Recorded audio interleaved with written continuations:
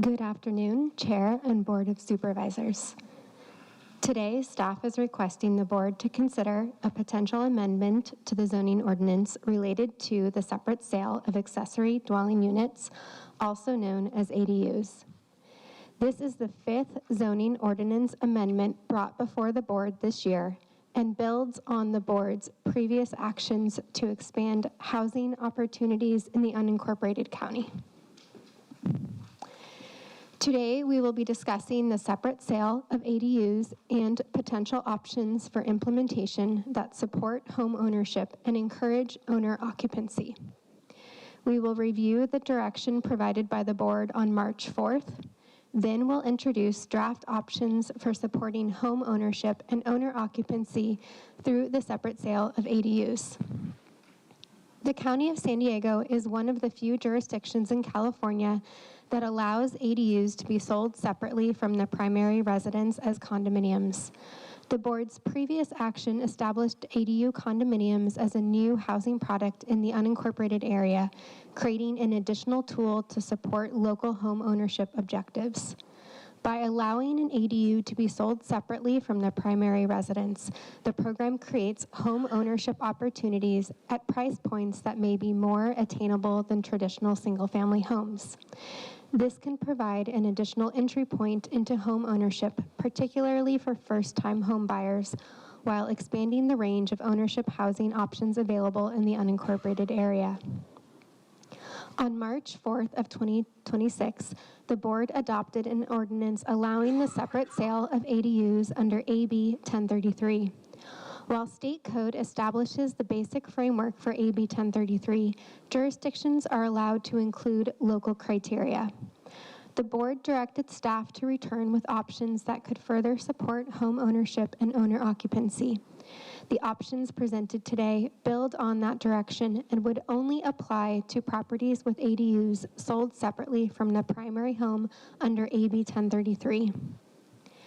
Today's request is for the Board to consider 4 draft options specifically related to implementation criteria for the separate sale of ADUs.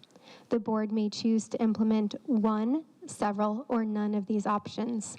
These options were developed in coordination with Board offices and stakeholder outreach as directed by the Board. Each option reflects a different policy approach for the Board's consideration while building upon the county's existing separate sale of ADU program. The options are intended to expand access to home ownership while promoting stability and owner occupancy through the separate sale of ADUs. The draft options include Option 1, maintaining the existing ordinance, which allows the separate sale of ADUs following the state framework. Option 2, a right of first refusal, providing an existing tenant or condo owner on the property with an opportunity to match a purchase offer. Option 3, requiring owner occupancy for a certain period of time. And Option 4, requiring a public listing period when selling an ADU condo. With the first option, the Board may choose not to add any additional local criteria and not to implement any of the other options. This would maintain the ADU ordinance as it was adopted on March 4th and continue to allow the separate sale of ADUs as condos using framework from state legislation AB 1033.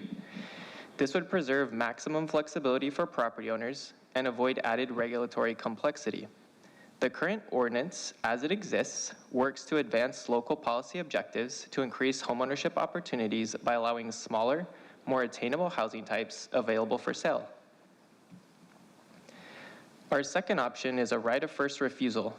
Under this approach, before a unit could be sold, an existing tenant or another condo owner on the property would have the opportunity to match the purchase offer. The intent is to create a pathway to homeownership for existing tenants or a right-sizing opportunity for another owner on the same lot. An ADU condo owner could upsize to the primary dwelling condo, or a primary dwelling condo owner could downsize to the ADU. The draft option currently includes a 30-day window to execute a matching sales agreement. A right of first refusal would add new requirements to the sales process and could affect marketability or transaction timing. Stakeholders suggested that a shorter response window, such as 15 days, could help balance flexibility with the intent of the program. If the board chooses to pursue this option, the response timeframe could be adjusted prior to adoption. Option 3 is an owner occupancy affidavit, which would apply to both existing units and new construction. This option would require buyers of ADU condos to sign an affidavit confirming that they or a family member intend to occupy the unit as their primary residence for a specified period. This approach is intended to prioritize owner occupants, and in doing so, it supports long-term community stability and aligns with the board's interest in promoting owner occupancy. During outreach, we heard mixed feedback on this. Some participants questioned how an owner occupancy requirement could be effectively enforced and whether it would substantially change purchasing patterns, noting that many buyers may already intend to live in the units they purchase. An owner occupancy requirement is a new responsibility for both the buyer and the seller of an ADU. Buyers would be required to commit to residency, and for sellers, marketability may be impacted if the potential buyers perceive an owner occupancy requirement as too restrictive. Option 4 is a public posting period. Under this approach, ADU condos would be publicly listed for a set period, such as 30 days, with a disclosure noting that priority is intended for buyers who plan to use the unit as a primary residence. The intent is to increase transparency and provide a fair opportunity for eligible buyers, including first-time homebuyers, to learn about and compete for these units. In many cases, this may already align with how units are marketed today. At the same time, this option would add new responsibilities for sellers, particularly in situations involving wait lists or time-sensitive transactions. For that reason, the draft language includes the ability for some exceptions at the director's discretion. If the board chooses to pursue this option, it may choose to modify the required posting timeframe prior to adoption. On June 12, 2026, the Planning Commission reviewed all programmatic options and recommended the board consider options 2, 3, and 4. The Commission expressed no objections to these options and suggested the following timeframes. Option 2, right of first refusal, 30 days to match an offer. Option 3, owner occupancy statement, 1-year owner occupancy commitment. Option 4, public posting period, 30-day minimum listing period. If the board chooses to combine option 2 with option 3 or 4, it may adjust the associated timelines. For example, the board could reduce the right of first refusal period or the public posting period from 30 days to 15 days, allowing the combined requirements to be completed within a 30-day timeframe. Through this effort, several additional potential concepts were discussed. These concepts were above and beyond the options brought forward, and they are not specific to the separate sale of ADUs.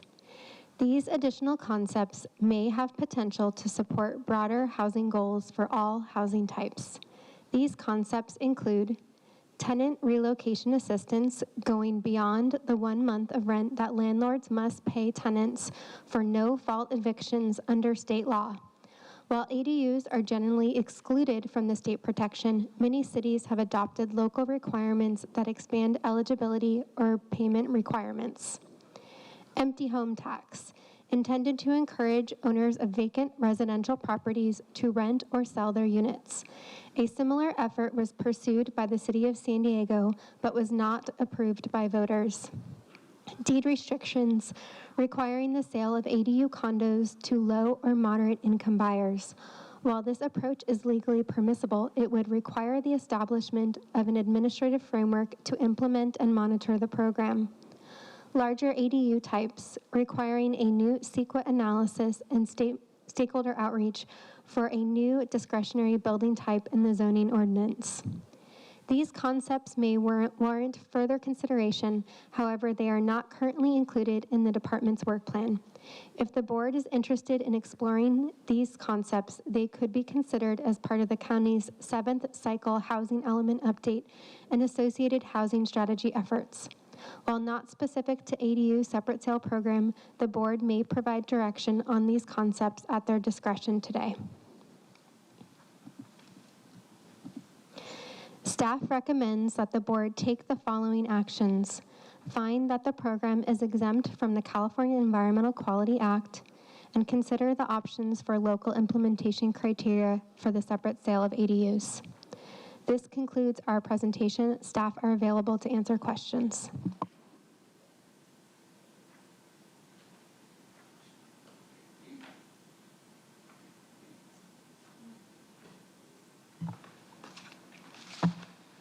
Sorry, I'm getting my notes. I had some questions. Give me a second if any of my colleagues have any questions. Okay, then we'll go to public comment. Thank you, Chair Lawson-Remer. We have 15 requests to speak on this item, 7 in person and 8 requesting to speak by phone. Also note for the record that we received 6 e-comments, 1 in support, 1 in opposition, and 1 neutral. For any individuals that requested to speak on item 4 by phone, please dial into the conference line using the instructions that were provided to you. We'll begin with the in-person speakers. As your name is called, please come forward and stand on the arrows until it's your turn to speak at the podium. You will have 1 minute to address the board since there are 10 or more speakers on this item. I'll be calling in groups of 3, so I'll ask you to please listen for your name. I'd like to invite forward the first 3 individuals: Beth Nelson, Cesar Javier, Dory Rattray. I'll invite additional speakers: allegedly Audra, Rafael Perez, Meredith Munger, and Alonzo Gonzalez. If I've called your name, please come forward.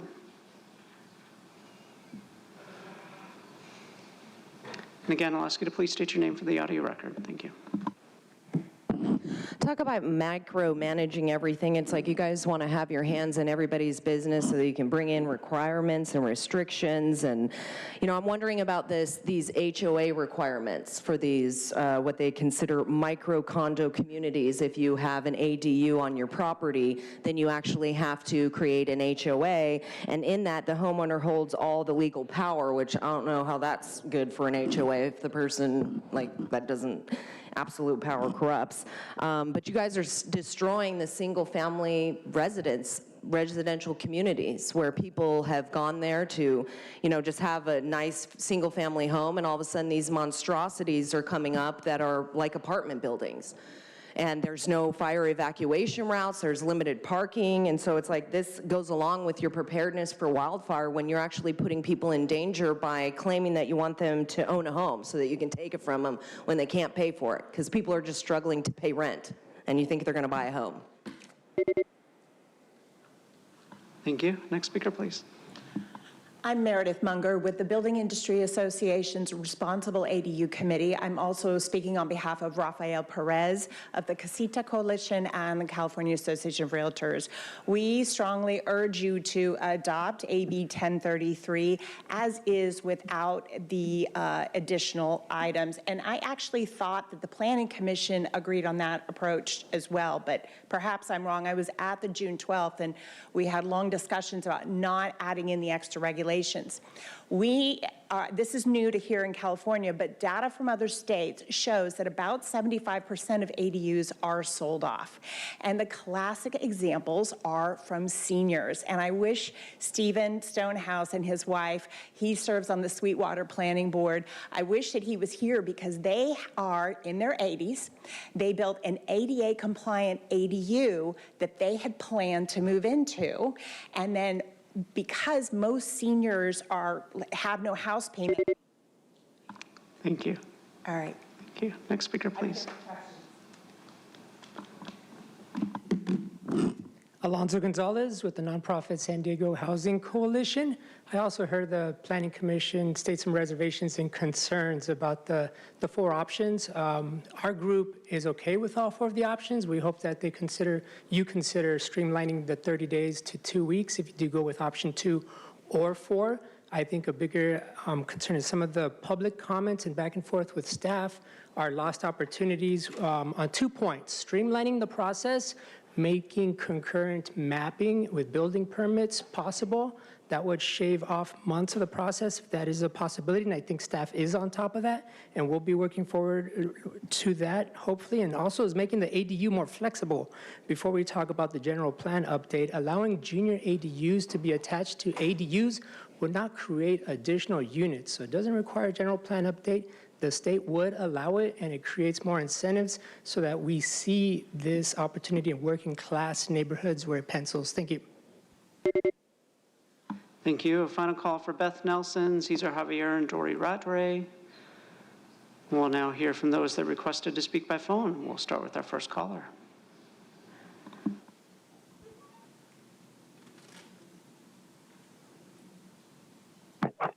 Hi, Paul LeBogue. Option 1 is to leave the ordinance as is. Option 2 provides assurance to the owner that the ADU would be offered to a tenant they've already approved, which is better than having to reestablish a relationship with a succession of prospective tenants. Option 3 could subject the property owner of the ADU to a tenant they don't know or don't get along with. Option 4 means that the Board of Supervisors could set a countywide sales method, which the ADU owner might not have the time to or be able to comply with.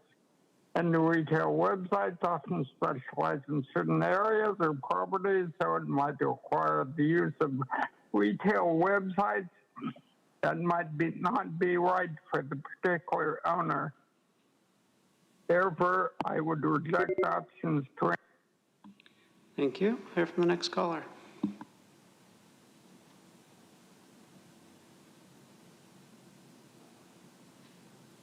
Monica, I really did not realize that you were so sensitive. I'm sorry I mentioned the fact that you worked with the ACLU, and I think your prior position was a lot better.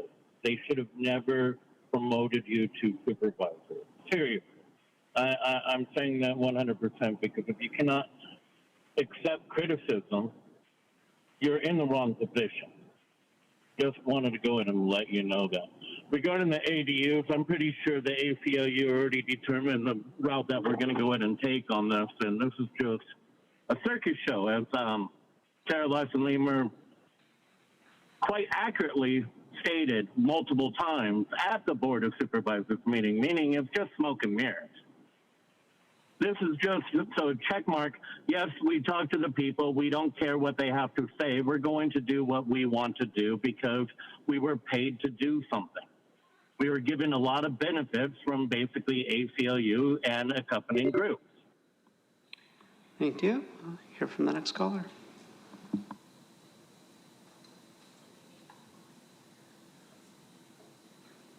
Hey, it's truth. This, just like cannabis, this is all about the campaign donors getting rich off the backs of regular people. It's also fake like the lack of responses for the sewage crisis and the fires, because there is no housing crisis. I'm going to repeat that. There is no housing crisis. Don't use it as your excuse to just build up everywhere, because there's an affordability crisis that is very California specific and can be changed at any time. That has nothing to do with the corporate developer friends building and raising property values beyond what normal people can afford, let alone creating increased parking, evacuation, fire, and law enforcement needs. We already know that this corrupt union-controlled board will implement fake Allison Snow's tenant fake protection lies that have never helped anyone. Will implement the city of San Diego's extra taxes on homes, Alonso Gonzalez's streamlining corruption, and anything else that makes San Diego County homes unaffordable.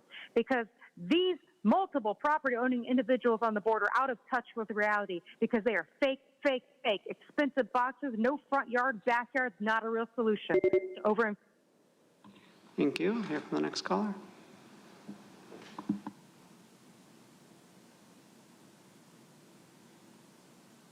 Amen to all the ones paying attention. The plan and the goal is to have no homeowners at all, and this is how they'll execute that.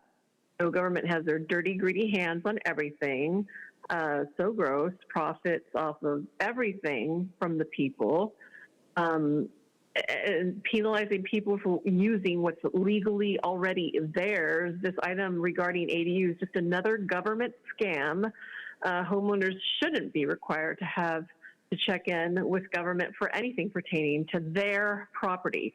Everything presented is not to help the people, but to further control them into submission by imposing even more restrictions, and will be penalized for not complying. So there you go. Government always wins. Big government is big bullies, big mafia, big bullshit, and people need to wake up and start calling it out. Honestly, it's just... Thank you. And Chair Lawson-Remer, that concludes public comment on this item. Thank you so much. So sorry, I was looking for my notes and I found them and I had a bunch of questions, most are minor.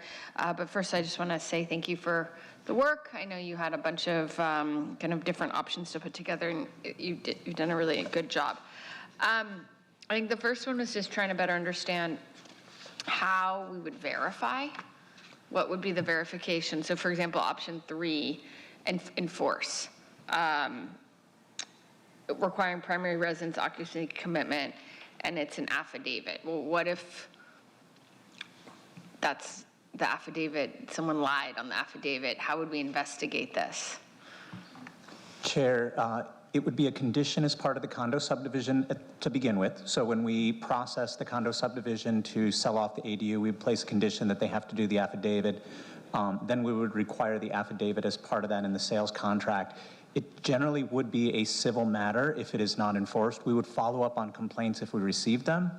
The reference point we're using on this is years ago we had a requirement if someone built a second home on a property before there was an ADU program for an affidavit for the owner to occupy either the primary residence or the second home. We had very few complaints to us about that at the time.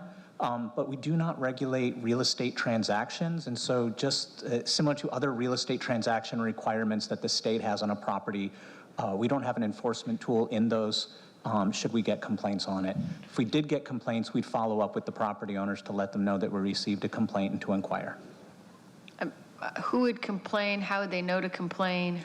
Does someone have to have standing to complain? I think this is great. I just feel like there's not a lot of, I don't know how you'd enforce this, right? So. Being a condition on the project itself, we do get complaints from neighbors, property owners, random individuals that conditions on projects are not enforced. We have team members within the department that follow up with property owners of projects if a condition is not being satisfied, that we can follow up on them.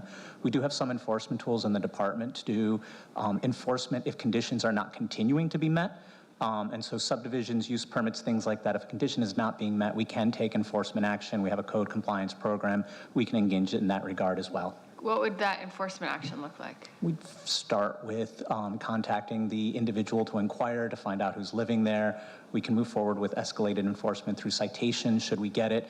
Oftentimes enforcement is a combination of county action and then property owners taking civil action as well in parallel, should they want to move forward and advance that. Sorry, I feel like I don't want to make a big hay of this. I mostly just had like some small questions, but I'm getting like less and less satisfied as we kind of unfold the onion. I thought this would be simple. I'm just like, who would do that? It just does not feel enforceable, I think, is like from what you're describing to me. I don't know if Davia wants to chime in. Jump in. Like, yeah. So you get a fine, who would submit, how do they even know who to call to submit the fine? How much would the fine be? It's too late, the person already bought the property, you can't undo the sale. Like, I don't know here. Like, what happens if someone like lies on a loan application, for example, and says that it's a primary residence when it's not? How is that kind of thing enforced? Chair, I think what you're touching on are some of the challenges of bridging into this legal arena of real estate law, and I'm leaning a little bit on our legal counsel here.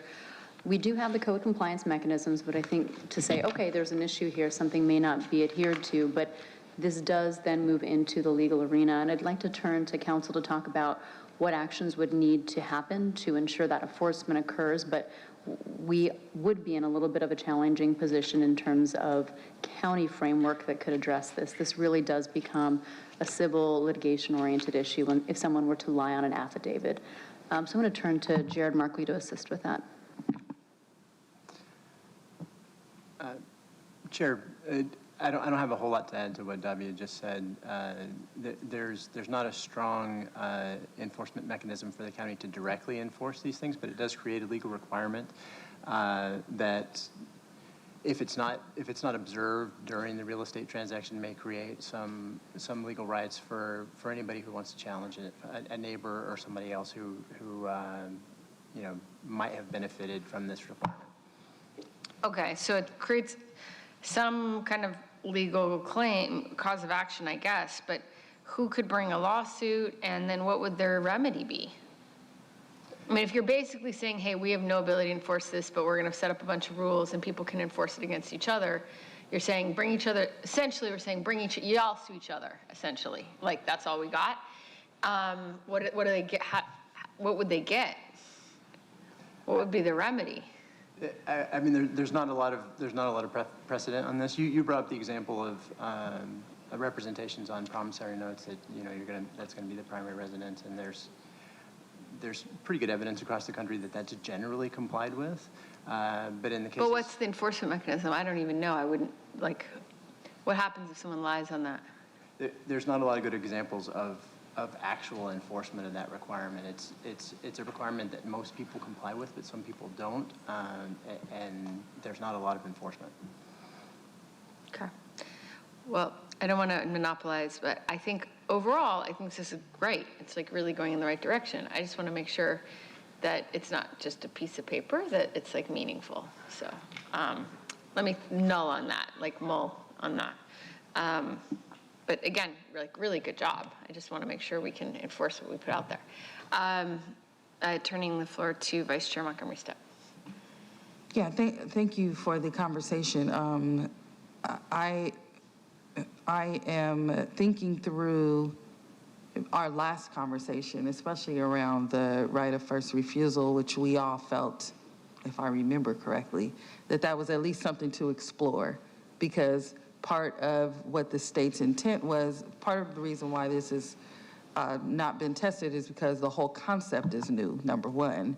And then two, the intent behind what the state did was to possibly open up additional homeownership opportunities to people, right? So even now, even with code enforcement, there's some things that we can go in and say, well, technically, this may be your line, your property line, and this may be yours, but what we have is old, so you guys are gonna have to go to court. Like, we do that now, right? So that's, for me, it's maybe looking at, our budget discussions, how we could, add this into the super large repertoire of code enforcement, which is something none of us wants to do, I don't know, whatever. I'm just saying that. I think because it's new, we're not gonna have a whole lot of precedent, right? So anyway, I just wanna make sure we're doing everything we can to try to open up those opportunities, and we're not having investors, come in and buy up a bunch of ADUs anyway to kind of defeat the purpose. I've seen it happen before where, yes, it is tough to watch neighborhoods grow in this way. This can be a highly controversial topic, but if we're going to do it, we should at least make sure that it's open to the people that it was, intended for, just people who still want a place to call their own. If for nothing else, they can have the stability of a mortgage as opposed to rent increasing. So with that in mind, and I was originally thinking about the right of first refusal, whether 30 days was enough and all that, but I think just the way that it is been presented to us, these options 2 through 4, I'm looking forward to hearing from my colleagues, but where I stand right now is that I'm okay with the options moving forward as to where we are now. And I think some of the other discussion points can be taken up later on as a board just because of the procedural conundrum we find ourselves in. So that's my initial feedback. Supervisor Desmond. Was that a motion? Yes, I will make that a motion because it doesn't really change the discussion. I know you're going to speak your mind and everyone else is too. So I'll make that a motion for adding the options 2 through 4. I'll second. Thank you. I think it's great. And I too had questions about, okay, how are we going to enforce this? And quite frankly, we probably don't have that many means. However, they are signing a legal document, and sooner or later, things like this will come back and bite you, maybe. I mean, we already have that where you say you're going to, you heard from even politicians that say their primary residence has been, shifts around or moves around, but. I feel like you're saying bad karma is our. Huh? Well, it's karma is probably the best thing we got. That if you agree to sign this, it's a 1-year commitment. Or to occupy it, and we really don't have the policing, unless there's a complaint, and then we'd go in. But I'm okay with that. Quite frankly, I agree with Supervisor Montgomery Stepp in the fact that we really want to get young families into home ownership, and this is not the perfect path, but it is a path, and so I'm happy to second it. And like I said, these ADUs are uniquely primed for first-time home buyers due to their affordability, especially when compared to the market rates of other single-family homes. So I'm happy to support. Thank you. Supervisor Anderson. Thank you, Madam Chair. I'm good with all this. What doesn't work, we can change. It's not in stone. And so while thinking in terms of where we want to head, I'd like to amend this to include to direct the CAO to report back to the board within 180 days with options to increase the size of ADUs from 1,200 to sizes such as 1,400 or 1,600 or larger. I just want to know what the options are. I don't want us to move forward with it. I just want to know what those options are, because if we're talking about moving for this independence and allowing people to purchase, perhaps 1,600 square feet is a better number that would allow a family of 3 or 4, or I meant 4, I was thinking of 3 or 4 children. So 6. But it might be more appropriate. But I thought since we're going to give them direction, we should make it a little more inclusive, just to look at what steps we'd have to take to explore that. And I don't know if we turned in language for it. Okay. To the makers of the motion and the seconder. I am fine with that at a later point to discuss it, but I think it's just to discuss because we don't even know what we're up against. But I think I would add a discussion about have the deed restriction discussion as well at that time. Well, I'm good voting with what you've suggested. Yes. All I'm saying is, in addition to it, since we're looking at all this specifically. So direct staff. So what we have, the motion on the floor. And then to add to that, direct staff to come back to us with options around a larger ADU type and deed restriction. I am going to hand my note over. Okay, all right. I'll be able to read it. Okay. It's right here, but I have notes in the back. So. Do we need While Andrew's typing, why don't can we all talk to each other? Like one conversation, please. While Andrew's typing, the Chair Pro Tem had comments. Thank you, Madam Chair. And something on the friendly amendment, I would just suggest that we cap it around 1,400, 1,600, because anything bigger kind of defeats the purpose. It'll make the ADU more expensive, and that's what we're trying to foster and foment here is accessibility to home ownership for young families, like you mentioned, or elderly. So I would say we don't go too big. Okay. Would you be okay with that? Okay. I think staff's going to come back and say, we can go to here, but then we have to jump through these extra hoops to go bigger than that. And I'm just looking for, well, what is it? I'm not one way or thinking another. it's going to be 2,400 square feet. Okay, good. Okay, it was very ambiguous, that's why. Okay, yeah, I just want to say I support the motion with the friendly amendment. I think that this is a very real path to help, your elderly parents or your adult kids, or to build generational wealth, especially for people in my district. So I will be supporting the item. Thank you. Just to clarify, though, that the amendment also includes exploration of deed restriction. So if you want to add how you would like to say that, to Vice Chair, on this piece of paper that Andrew's put up on the floor. Okay, and so I just want to make sure that we are discussing that additional issue that was in the board letter. I don't necessarily need it in the motion. I liked it. I'm supporting the addition of the deed restriction option. I liked it. What I'm saying is, I think we're going to talk about it regardless, but because we have called this out, I just don't want it to get left behind. Yeah. I guess is just my point. That's because I wanted to talk about this as well. So do you want to say at the same time, report back with options for deed restricted units? At the same time, report back?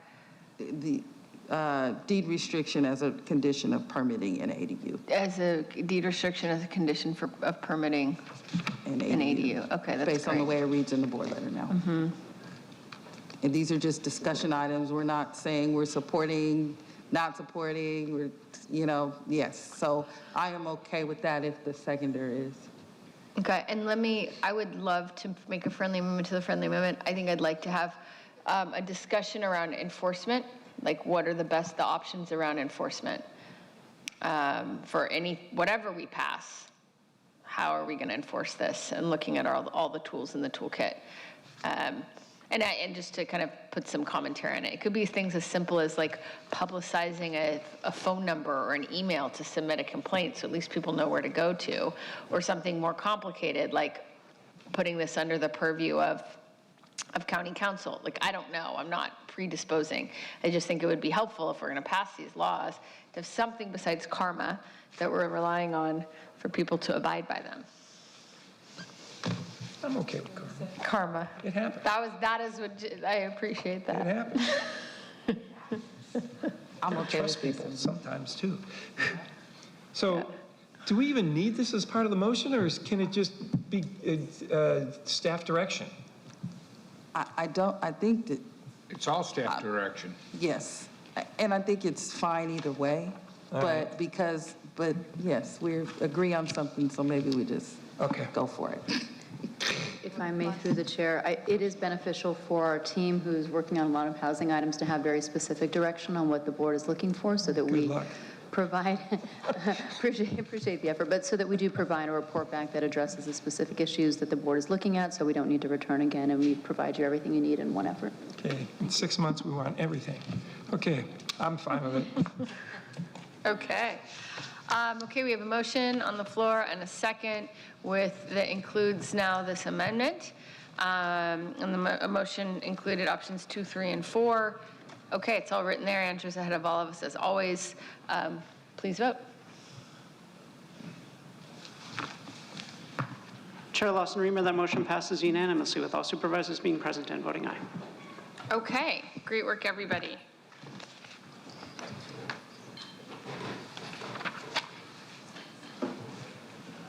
Okay. Now we're going back to Tuesday. This is another item people had opinions about, trying to get through all the things that the public wanted to participate in. I think we're on item 29. This is requesting presentations from county consultants contributing to ad hoc subcommittee research and the development of ballot measures. Supervisor Anderson, this is your item. If you have any introductory remarks, and then we'll go to public comment. Yep. Thank you, Madam Chair.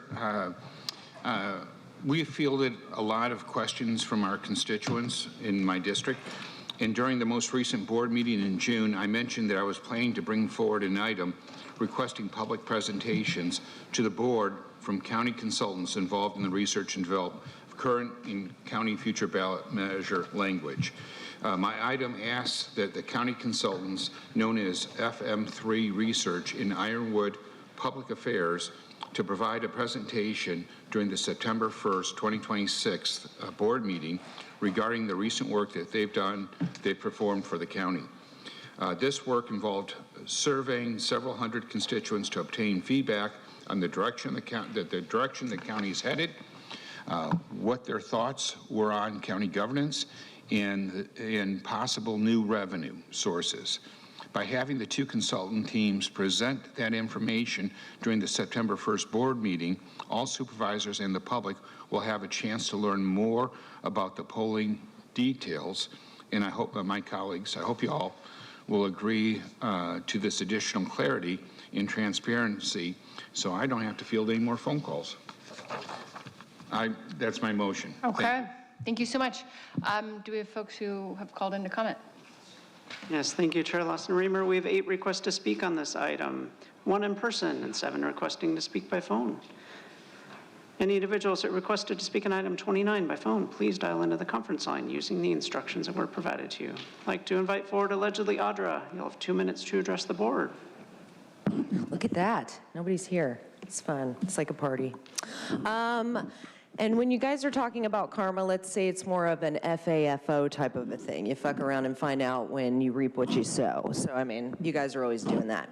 Anywho, so let's go to this. This is interesting because not only are our elections totally fraudulent and nobody wants to admit it, but here you're talking about getting more revenue. I mean, you guys are money whores, so it's like anything that you can do to increase the money in your pockets and in your bank accounts, all under the guise of public safety, doing something beneficial for the community. It's like if you guys weren't racketeering, you know, maybe the money that you guys get would be actually spent wisely and we wouldn't have roads in disarray, people living on the streets just hoping to get into a home while you're sitting here saying that you're going to put people into a home and have them buy it when they can't even pay rent.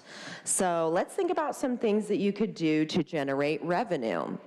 I think one way would be for you guys to be personally liable for all of the FAFOs that you guys do. And so instead of going into the public liability fund, you guys could bring money back to us for all of the mistakes you make. Like every time, you know, you commit a Brown Act violation. How about something like that? Tara, were you just flipping me off?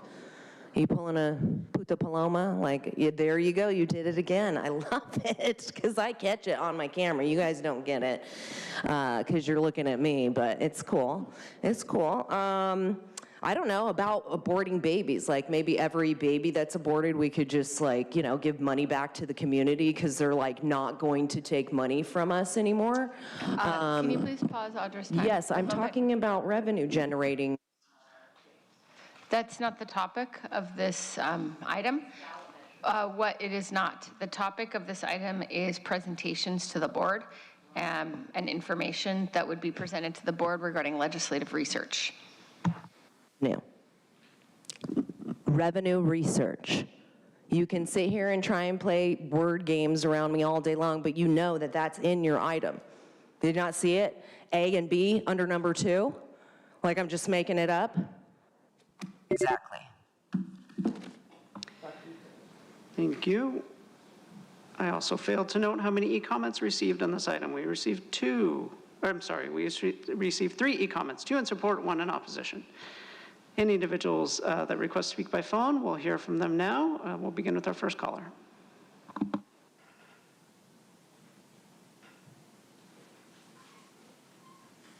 All bold, excuse me. While it's always nice to hear unbiased research, I'm not sure I would trust anything the county says at this point, or its henchman FM3, who supervised the poll at the request of one of its sponsors. Do you want a second opinion from firm Ironwood, to which FM3 reports as a, quote, sub-consultant, unquote? This incestuous relationship is precisely why I do not trust the self-serving people on the board. The county needs to come clean about this relationship and others, by the way. Next, who the 700-odd people polled actually were, which is less than 1,000th of the voters, and their relationship to county government. They sure didn't ask me, were they simply plucked from the county, or was there actually an effort to be truly representative? Ordinarily, I support free speech, but this government for a few years has been made a point of not only squelching free speech, but picking whom to squelch. Manipulation is the game, not transparency. And the board cheers us out selectively for disruption, but doesn't seem to care much about your baby disrupting the meeting, not even an apology.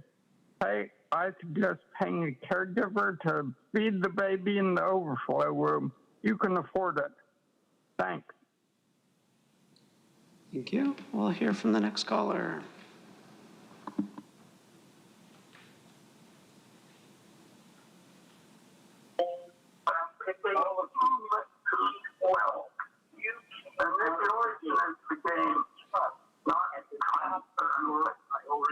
Ian Riddle.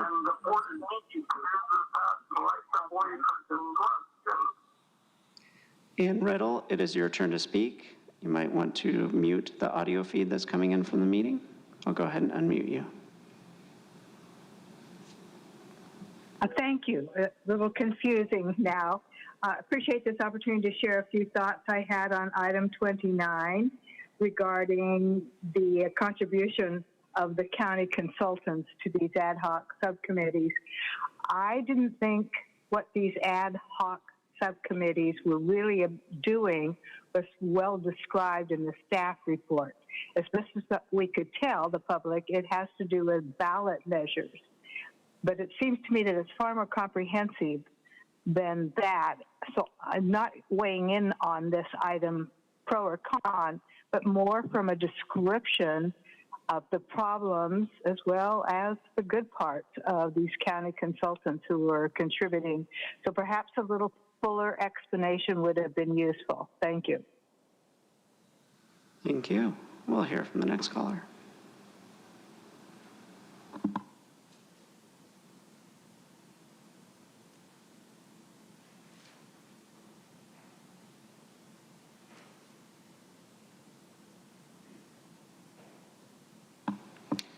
Next caller is Truth. Your device might be muted. Yes, I'm back. That's true. Tara, we the people wanted to talk about this item yesterday.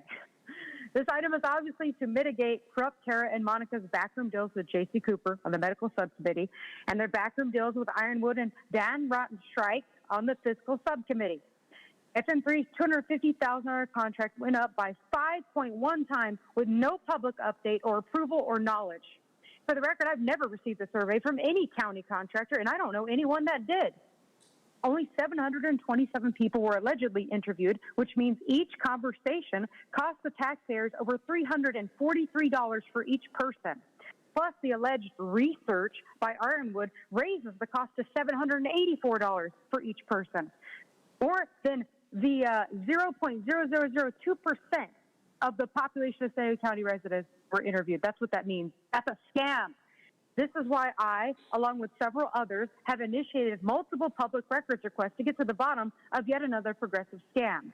You corrupt entities aren't going to get your tax stream fulfilled anyways, so why do you continue? The news reported that a spokesperson for Democratic Supervisor Aguirre said she hadn't seen the poll.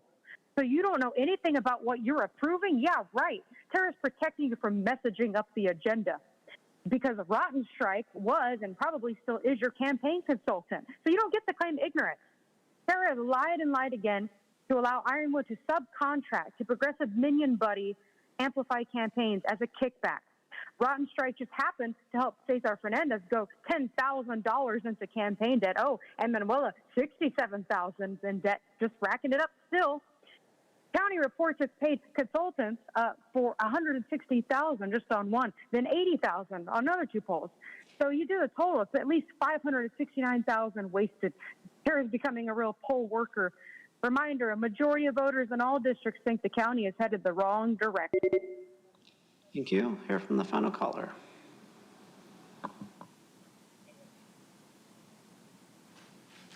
Okay, I will say,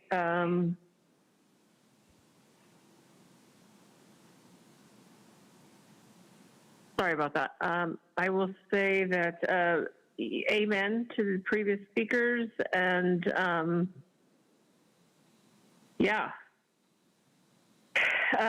Also, especially to what Paul mentioned. And as far as that, I'm a little different. I say whip it out anywhere, lady, to feed your baby. But the thing is that you use those babies as political props, and that's so obvious because you can't afford it. You can afford like 3 caregivers, but you know, you got to do what you got to do to maintain that image. People are catching on, and you're not very liked. I'm so sorry. But don't expose your kids to that, because that's pretty messed up. They don't deserve that. But you don't care. Okay, that's all I have to say. Thank you. We'll hear from one final caller.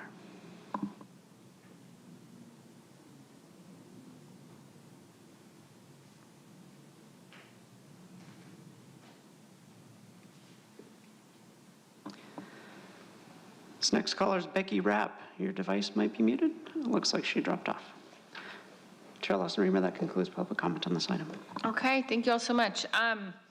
Put myself in the queue. I want to say, I think I support the spirit of this item around transparency and making sure that the public has full access to information, and that's why I've already put online and posted publicly the results of the legislative research that we conducted on these two items. But I have a couple concerns about the way it's written and love to be able to get to yes. So let me just kind of go through those, and hopefully I'll be able to support this. I think the first is just regarding the first recommendation, which I could have been really insulted, but I'm going to take it in a spirit of that I hope it was intended, which was around transparency and not about singling out my office. So I think it's quite inappropriate to single out one contract for one board office, and I don't think it's appropriate for a policy to target just one board office. So I do think the idea, though, of we're asking for these kinds of report backs is totally reasonable. So I drafted some slightly tweaked language that would broaden the net so that it targets a larger set of potential community surveys and polls. I don't know if Andrew, my team, sent that, if you want to put that up there. So we can see what I was saying. Oh, it disappeared. Oh, there it is. Okay. So direct the chief administrative officer or designated to request that any community surveys or pollings that support legislative research for any board offices be presented to the board on the work conducted under the contracts.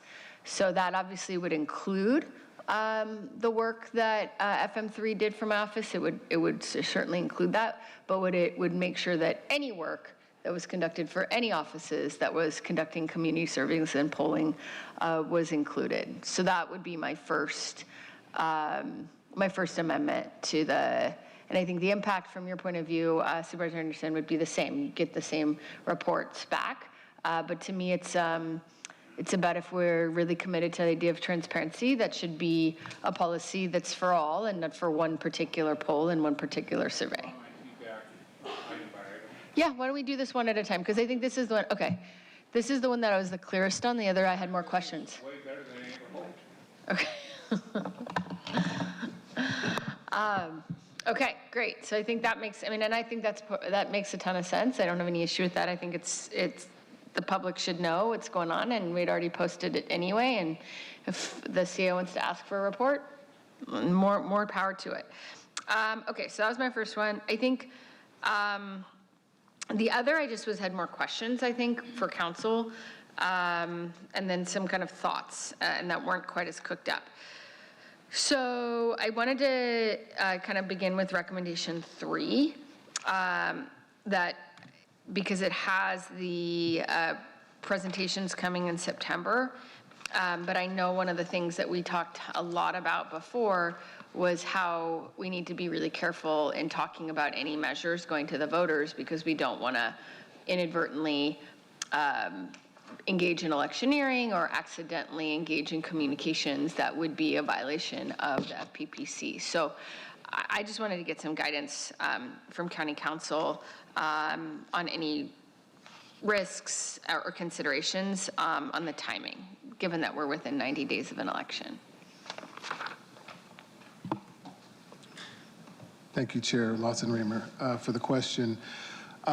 In terms of the discussion point, there's no legal prohibition to having a discussion about the development of a ballot measure or communications that went into the development of that measure with contractors.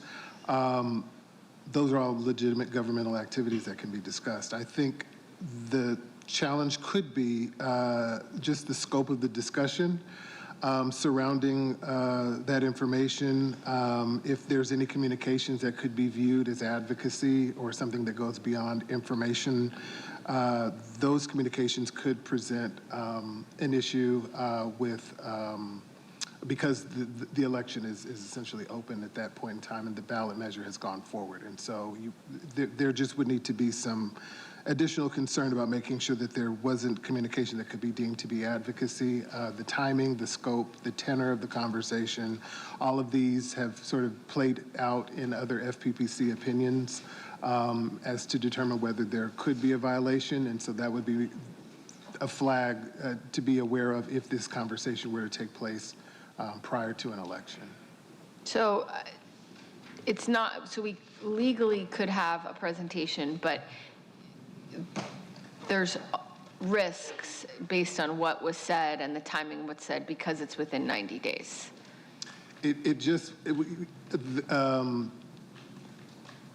Depending on what is said, again, I don't know what the conversation would be. I don't know the scope of what could be discussed in that conversation.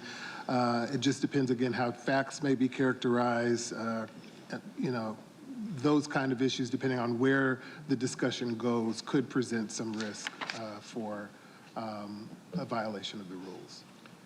Madam Chair, if I may, Yeah, recommendation for it was said no disclosures that would otherwise be prohibited by law. Now, I can't control what everyone else says, but I don't believe that if there's a violation, the board's in trouble, the individual's in trouble. For example, if I were to say something that was illegal, like vote trading, and made an offer on this dais, I would be held. The board wouldn't be held. So I think it's just important that we stay in our lanes and have them present in their lane and not talk about how this portion is better for the county and that's why you should vote for it. But saying, when we looked at all the things, the public said this was most important to them. Perfectly legal, perfectly reasonable. Please correct me if I'm misspoken. But these are the types of questions that we've been fielding. Had we had not canceled meetings, I would have brought this up sooner. I didn't want to have it this late. We still are getting calls. I want to put it to bed. And I think that people have a right to know. And I think that any of those questions, and we've heard from people who have spoken, all sorts of conspiracy thoughts and innuendos, and let's just put it to bed. Let's just be transparent. Let's let them present what they learned so that we can better serve our constituents. And I would caution all of you, if you don't feel that you can stay in your lane and not say something that's going to get you in trouble, then walk out, as long as we don't lose a quorum. I mean, I'll be honest, that gives me a lot of pause, like the notion that we could be creating a discussion forum that you could say one wrong word or three wrong words in the middle of a conversation, and it could then trigger an FPPC investigation. I think that is not an environment that's conducive to like a good exchange of ideas. Well, let me finish what I'm saying.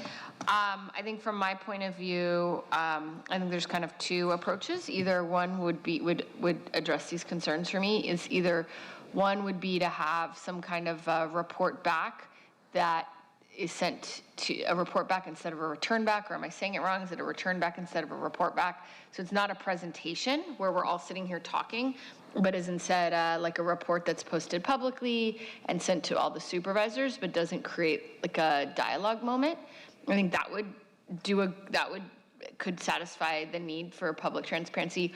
Or if we feel like we all need to sit here and talk about it, then I think it has to be after the election. So either one I would be fine with, either sending this information in some format instead of it coming to the board for a conversation, but posting the information, or us bringing it back after the election. But I think bringing it to the board, it creates, in my opinion, too much risk. So if you'd be open, I'd take either of those. Are you not confident in your own ability not to violate the law? I am not confident in the Because ability. I'm confident that I'm not going to violate the law with my questions or my constituents' questions. This is not about whether the law is violated. It's about whether it creates an opportunity for a case to be brought. You know, you could be well within, you could not do anything wrong. Absolutely. But we've created a forum in which we're talking and saying things, and someone could then make an FPPC complaint, even though ultimately you're found to have not done anything wrong. So I want to be clear, right? Like, the law is a long process, and you could do nothing wrong. But we are creating, I think it's a huge risk to create a forum where we're essentially saying, okay, now there could be tons of FPC complaints filed, or one FPPC complaint, and for what end? Like, why do we need to do that if you can share the information in a way that doesn't create that legal risk? It could either be sent back to us without us it being presented in a conversational format, or if you feel like time is of the essence, or if you feel like the more important piece of this is having a robust public conversation in front of the board, then I think we should do it when we're not all sitting here on pins and needles, terrified that like one single word could be misconstrued. So I would take either one, either like send it back without a presentation to the board, or a board presentation after the third. If I was going to choose, I would probably say a board presentation after the third, because I think there's a lot of interesting information that's like worth a board discussion, especially in the bucket of work that the Sustainable Fiscal Subcommittee is doing. I think there's like real value to coming back to the board and having a discussion about that, because that's work the Sustainable Fiscal Subcommittee is still doing. That I would be my preference, but I would say to me either one. I think the report back to the return to the board and having a board discussion before the election is what feels like a problem. So both those solutions don't solve the transparency issue that I'm facing. So as far as the FPPC goes, every day we get tons of public records requests, and we slow roll those. We've been sued over it. You can't stop people who want to file something. If somebody wanted to file, We're not talking about we're not talking about public records. We're talking about FPPC. No, but the point though is, we don't change our behavior for fear of lawsuits against us on things that have no merit. And having done some of the research, does the FPPC have oversight over us? We're over 3 million. They only do 2 million. I'd have to. Because that's the reason why we're creating our own ethics committee, because we don't fall under the FPPC. And when I looked to see if we could fall under the FPPC, we were prohibited by law because they don't do more than 2 million people. We're past that considerably. So I get that people still continue to file that stuff, but they could file it anyway. They could make any, we all know people that file as a way of making a living. And so I'm not worried about that. What I'm more worried about is putting to bed any conspiracy theories that are out there and how things were mismanaged and misdone. And the timeliness of it is important.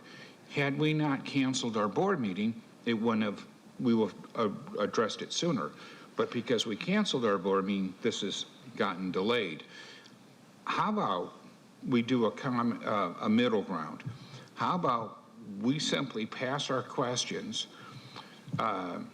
to our counsel, and he reads the ones that are appropriate and sends back ones that's too close to the edge and sends it back to us.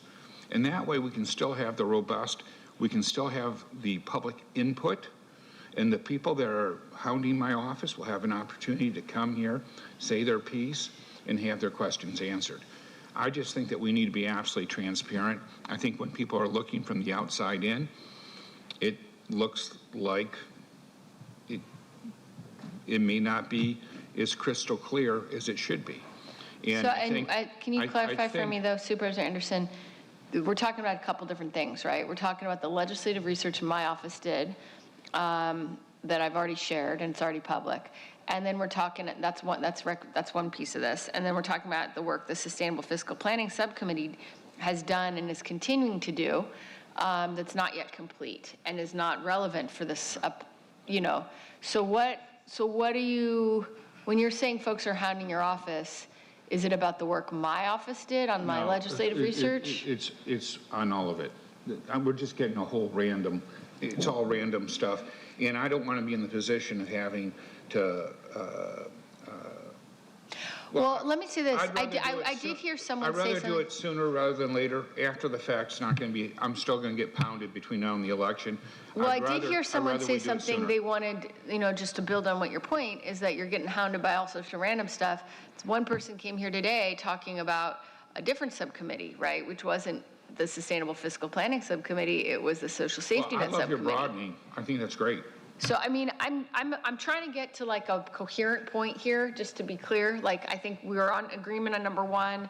Maybe we can hold for a second on number 3 and go back to number 2. Number 2 says direct the Sustainable Fiscal Planning Committee to engage Iowa Public Affairs to present to the board on the body of work conducted to develop the revenue, petitional revenue budgets, blah, blah. I mean, shouldn't we just direct all the subcommittees at some point to come back as soon as possible with presentations from all of the consultants?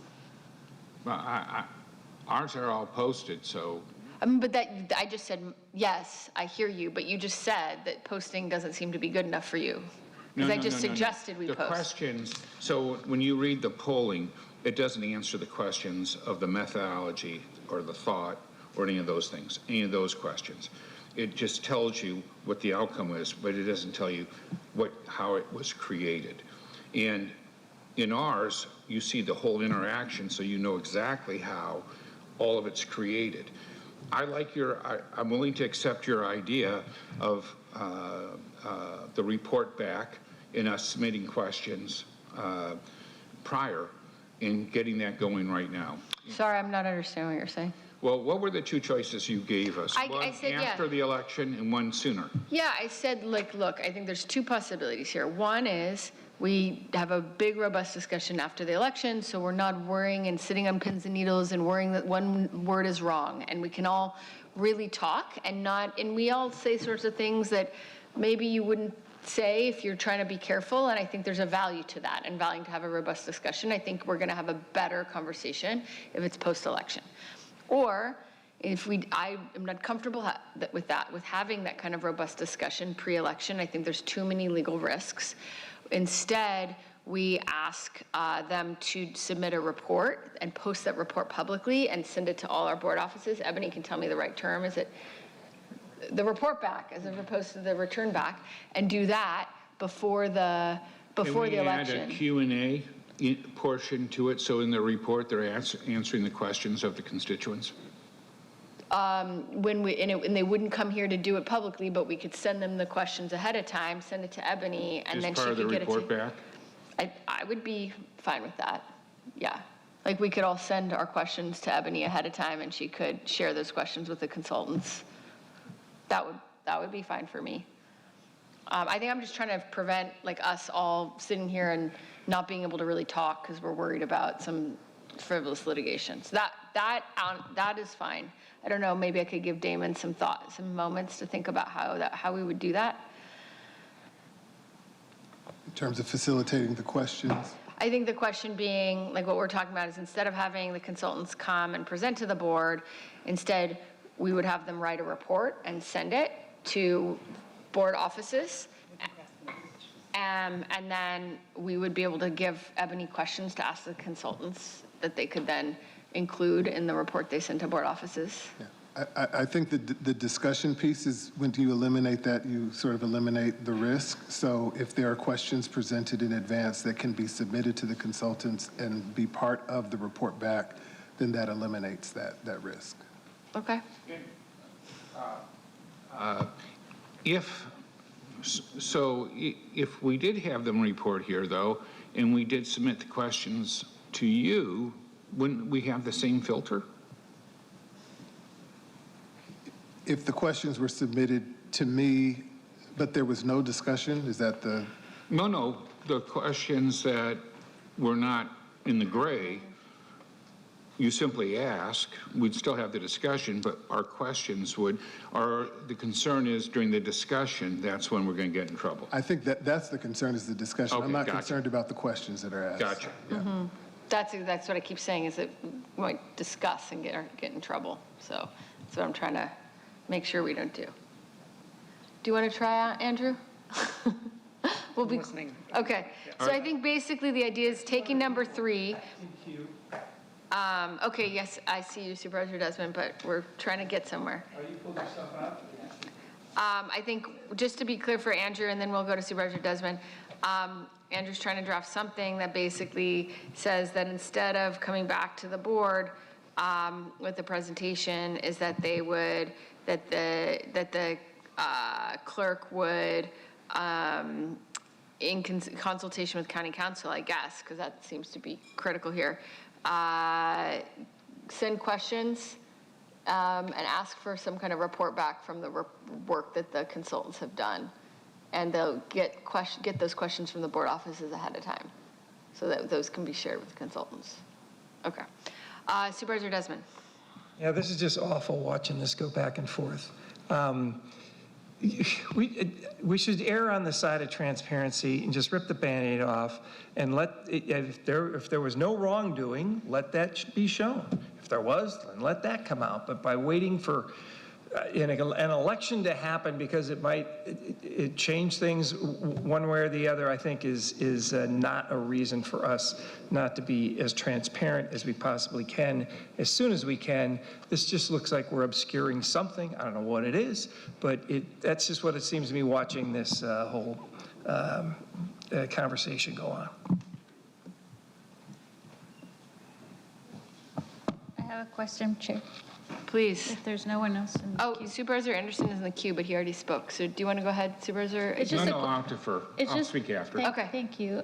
My question is, to address Supervisor Desmond's point, if this comes back in the format of a report that's emailed to us that has any and all questions from constituents they may have regarding this specific data, that would be made available, since it's being made available to us through our offices, and we would have the ability to share that with the public, correct? Yeah. Just like, you've been making available our work through the FTA. So would that address the concern? It's still going to be public. What I was going to say, if you've recognized me. Yeah, please, go ahead. Thank you. I agree with Jim. However, I always try to be as pragmatic as possible, and I'm always open to yes. And I don't want to drag this out, make it any worse. I'm good with that. I'm willing to accept those amendments. And if you want to move forward with the vote, I'm good with it. My first choice, though, would have been Jim's. I think that the more transparent we are, the better off we all are. Let me turn, I know Andrew's still working. Let me turn to the Vice Chair. Just for clarification, the questions, we're going to set it up to where the questions will be answered and everything will be made available to the public. And that is not just through a PRA, that is actively initiating that availability. Right? That's right. Yeah, that's not just saying, okay, in some obscure way, now there's, a memo that needs to be PRA, that is putting this in reports received or something like that. That's, I think, the intent. But Andrew, why don't you put up what you got? I'm looking at it. I think it's not quite there because it's not 100% what Ebony's going to need to be actionable, but we're like halfway there. Ebony, what else would you need? She's writing me notes over here, and I said just say it out loud. Thank you, Chair. What I would appreciate having in terms of clarity in the board's direction is specific timelines in which we would like to receive those questions from your offices, as well as the timeline for the report back in which we'd like to see that filed, and it will be filed in communications received, yes. Thank you. So the two questions Ebony's asking is submit questions by X date to CAO and report back by Y date. So today is August 19th. So when does everyone want to give their questions to Ebony by?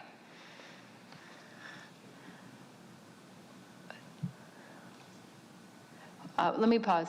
Vice Chair, did you have a thought? No, I'm just saying, y'all go ahead and choose, because just go ahead and choose. Question. I didn't put my name up, but are these questions and responses going to be made available to the public, or is it just going to be report back to our offices? Go ahead, Vice Chair. That was my question, and no, they will be in communications received. So they would be on our agenda. They would not be just where it comes just to us, and then we're expecting the public to know in PRA. They will be made public for people to go and review it. All right, I just prefer doing things in public as opposed to backdoor, but thanks. Let me just pause. I want to make sure, I think that, I think we're all, let me just say this. We just all voted in favor of item 14 yesterday, which was all about ensuring that we have, a lot of transparent processes and good guardrails around community surveys and sharing that information for the public. I think we all put a lot of work into developing that. I want to, recognize Supervisor Anderson had brought that idea forward initially, and we all jumped on board, and it was passed unanimously. So I just want to pause, and I want to make sure, that folks get a chance to contribute. So let's just slow down. There's one other piece I wanted to raise, and then we can kind of circle back to this amendment. Okay. Because I want to make sure we're kind of accomplishing, because I think we're all committed to the transparency piece. That feels very clear to me that everybody here is really focused on transparency and accountability, and it's a question of how we do that.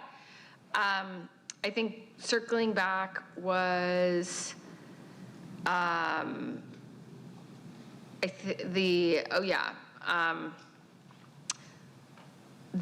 recommendation 4, it says recommendations 1 through 3 shall not require disclosure of any information that is otherwise prohibited by law.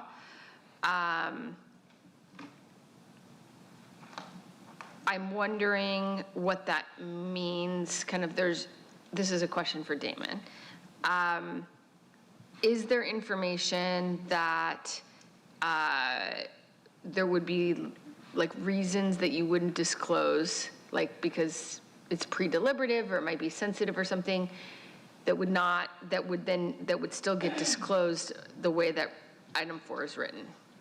Does that question make sense? Is there information that is not prohibited by law from being disclosed, but that the county might have an important interest in because it's pre-deliberative, or it might be misleading to the public? And I just want to better understand the scope of 4, because this is something I feel like we talk about a lot. Sure. There would be pre-deliberative privileges that would attach to some of the communications. Most of the contractors are aware of what that information is and would know not to disclose that information, but that would be one bucket of information. There could be other exemptions I'm not aware of presently, but I think the language was intended to capture certainly the pre-deliberative privilege that would have attached to those discussions. Sorry, I'm still not following. So if it's pre-deliberative, would it be disclosed, or would it not be disclosed the way this is? It shouldn't be disclosed. It what? It should not be disclosed. It should not be disclosed. Correct. Okay, that's helpful. Okay, so that was my major question. So do you want to just take a moment? Anyone have thoughts on this? By X date, compile a report back in Y date, or do we want to take a totally different direction here? So I was thinking, perhaps if we got the questions in by the 28th, had we had the public hearing, it would have been easier for me just to notify people to show up. So we're going to have to go back and notify the people to resend their questions to us, or any additional questions. I'm thinking we can get that done by the 28th, and I want to be fair to those organizations. Do you think 2 weeks would be appropriate, so if they came back by the 11th or the following Monday, to answer them? Because I think that these are not going to be so complicated. They're going to either know about how they formulated questions or not. I don't know. I think that's an Ebony question. Because I don't even know the scope of the contracts. You need to have a contract updated to require them to. I don't know. That's an Ebony question. Thank you, Chair, and thank you, Supervisor Anderson. I think you've identified both that it's going to be subject to the scope and volume of the questions as to whether or not the contractor will be able to be responsive within the time periods that we define. If in the event I found that they were not able to in either one or multiple instances, of course, we would communicate that to your board to make sure that you are aware.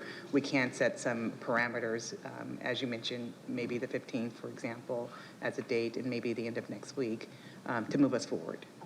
My plan is that when we have 10 questions that are similar, we'll narrow it down to one question that answers all of theirs. Like if they say, hey, was this, did you think of this on a Tuesday? And the next question is, did you think of it on a Wednesday? We'd just simply ask, which day of the week did you think, to the best of your memory?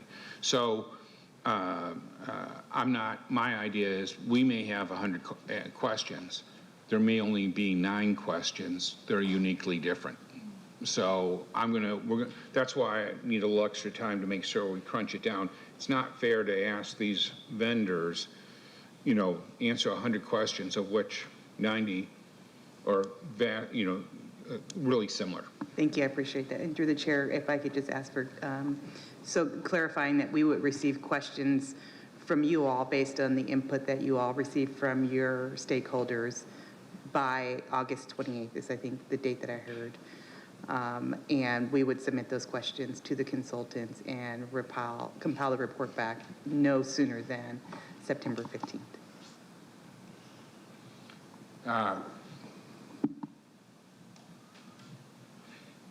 It says no sooner, but can we have an end date so we actually know we get it this year? Fair. What would be your end date?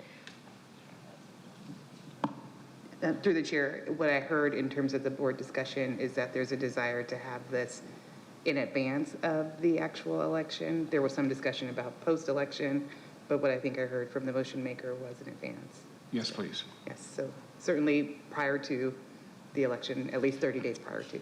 How about September 30th? That gives a 2-week window. That's great. Okay. And again, like I said, if there's something that comes up as we're working with the consultant. Sure, of course. Yeah. Thank you.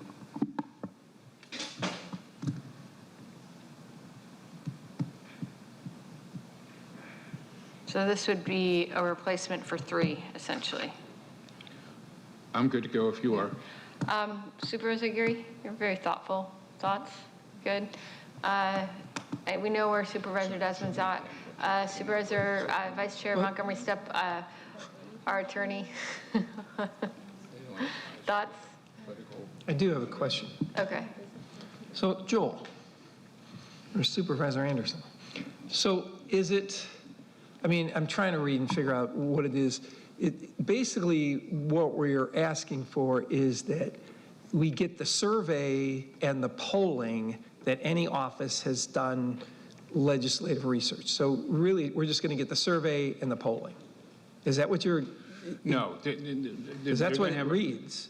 Well, we're going to submit questions, so we're going to get the questions answered. So you're going to have more questions than what, so I guess I'm really not sure what I'm voting on, I guess. But it says, well, I don't see anything in here. The questions are going to be submitted and answered. I guess, okay, the second part, receive questions from the board on this, all right. Because the first paragraph just says surveys and polling. So what is it that you don't want? I get the questions are different, but what is it you're after? Well, there's some confusion as to whether we've gotten everything and we've seen everything. So I'm being inundated with questions about whether we're being transparent or not, whether the board's being transparent. I just want to put it to bed. So has the surveys and the polling been released? Is that already out there? Yes. Survey questions? Yes. Okay. So you got other questions. All right. Sorry, I'm just. Okay. We're all trying to be as transparent as possible. All right. Okay. So we have a motion and a second then, and hopefully nobody changes their mind when we walk out of here and has better ideas than we came up with. But this was a very transparent policy-making process. Good news is we can always come back and rediscuss it and change it. Oh, no. if we have a better idea. Okay. Sounds good. Just to be clear for the record, we have the 2 recommendations before you today are the actions that the board would be taking. None of the other recommendations would be included, just be the 2 that are on the screen.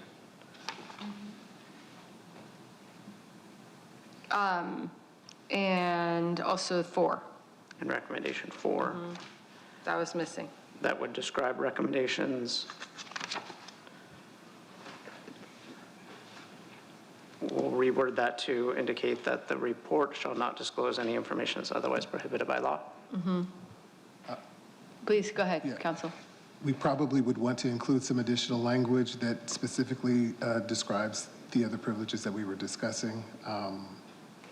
Otherwise prohibited by law may not capture the totality of what we would be concerned about with the pre-deliberative privilege. So if we might want to call that out specifically, we can send over something.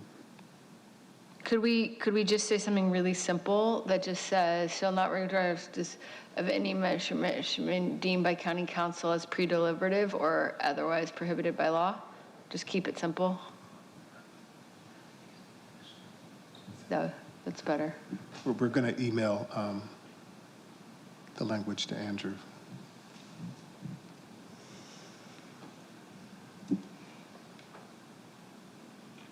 You're missing a verb, is. Thank you.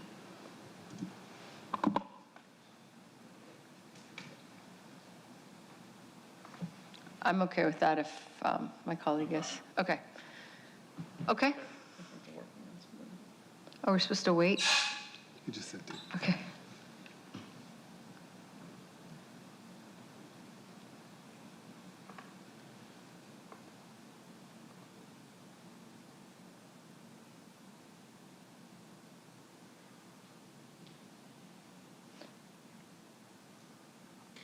Okay, I'm fine. I don't care. I mean, whatever you recommend, but I just don't want us to, I just want to make sure we're disclosing everything we can and not breaking the law. That's my goal here. Madam Chair? Yep. If we have no later than September 30th? If we have no later than, do we need September 15th? If they want to give it to us the next day, Yeah, let's just let them do it. sounds good. I don't care.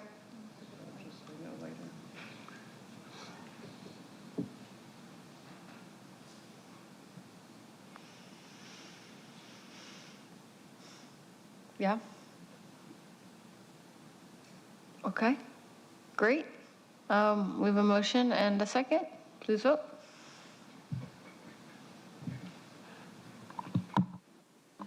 Chair Lawson Remer, that motion passes with Supervisor Desmond voting no, all other supervisors being present and voting aye. Okay, thank you, thank you. Gosh, on our theme here, seem to be on a theme. This is my item. This is item 30, restricting post-employment lobbying and barring county officials from insider trading and betting platforms like Kalshi and Polymarket. I am tired from that discussion, so let's start with public comments and then we can go to board discussion. Thank you, Chair Lawson Remer.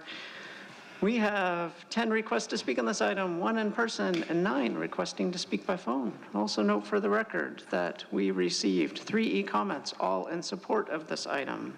For any individuals that requested to speak on item 30 by phone, please dial into the conference line using the instructions that were provided to you.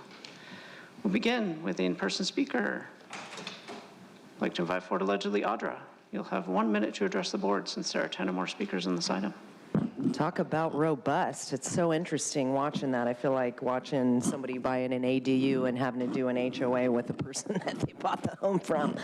I'm wondering how you're going to enforce this. You're going to have people tracking and tracing people once they leave employment. Damon, are you going to be in charge of this? Are you going to be surveilling people that have once worked here? Are you going to target certain people?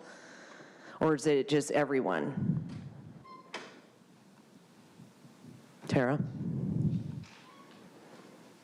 Audra, go ahead. You can continue your public comment. Thank you so much. I really appreciate your permission to do that.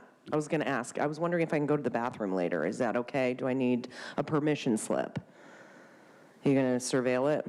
You guys have been doing PCR tests on poop. I'll bring it back for you so you guys can put it in a cup and dip the PCR test in there.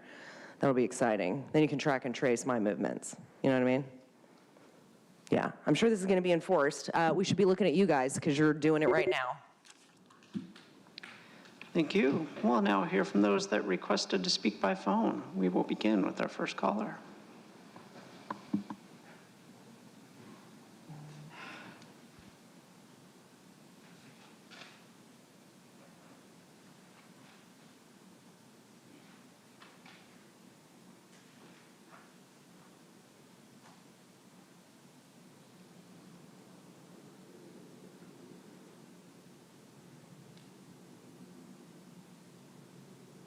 Just one moment, reconnecting real quick here.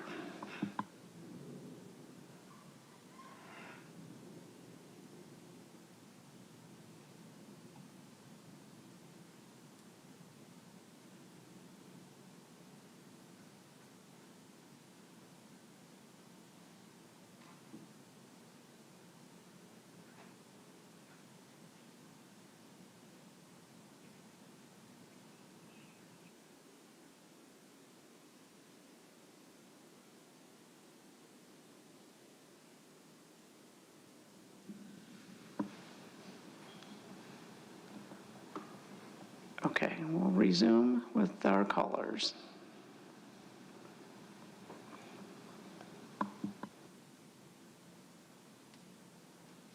Good afternoon, Board of Supervisors. That was a tiny bit confusing. Thank you for the item 30 that we're going to look at. And of course, I support the idea of a 2-year ban. And I think it's all part of the transparency that you all say that you want.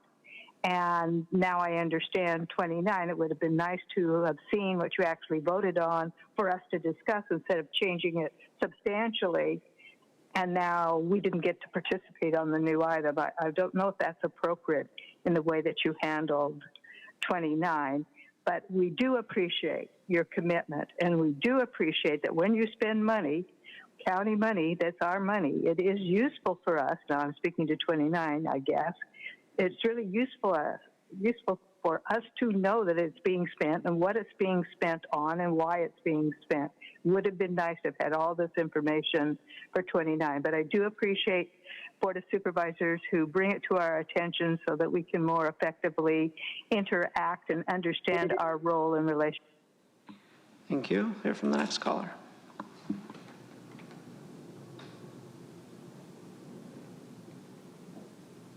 Paul Bold here. I don't know what the phone interruption was, but I'm glad I'm back. Anyway, the item number 30 sounds reasonable, although hopefully no new bureaucracy committee or employees just for this, because we already, get taxed up the wazoo. Please also restrict excessive corporate donations which do not represent the community and have a similar corrupting influence. The board is kind of corrupt in accepting all sorts of donations from corporations, and then they ignore the people. It's a round robin. I really... Thank you. On to the next caller.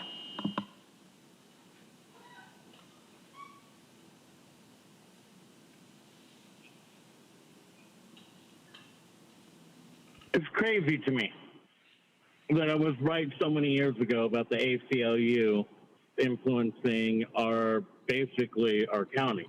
And I wonder how many other ACLU ex-lawyers or ex-legal team are now supervisors or even higher positions. We want transparency, and obviously you guys are going to receive it, and you do realize that something is up. I heard it in your guys' voice. I heard you guys recognize the fact that the shenanigan is up. People are aware of your crap, and people are starting to investigate you. ripping the Band-Aid off it really quick, real fast before we go ahead and vote to give you more power, just to find out later that we should have never done that, that would be just flat out stupid. I understand that you're an ex-lawyer for the ACLU and Thank you. We'll hear from the next caller.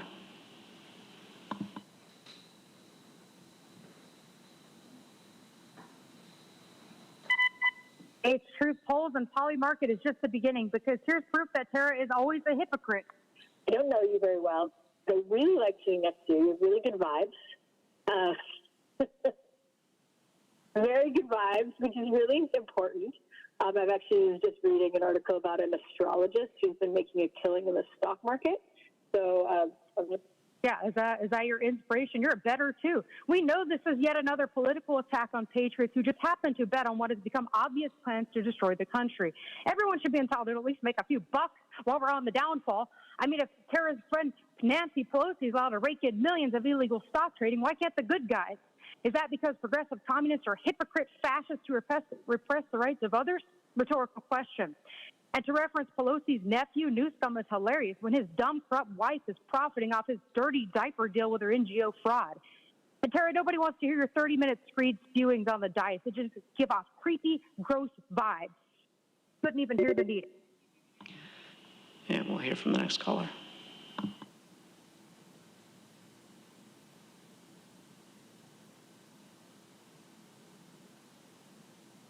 Swallow.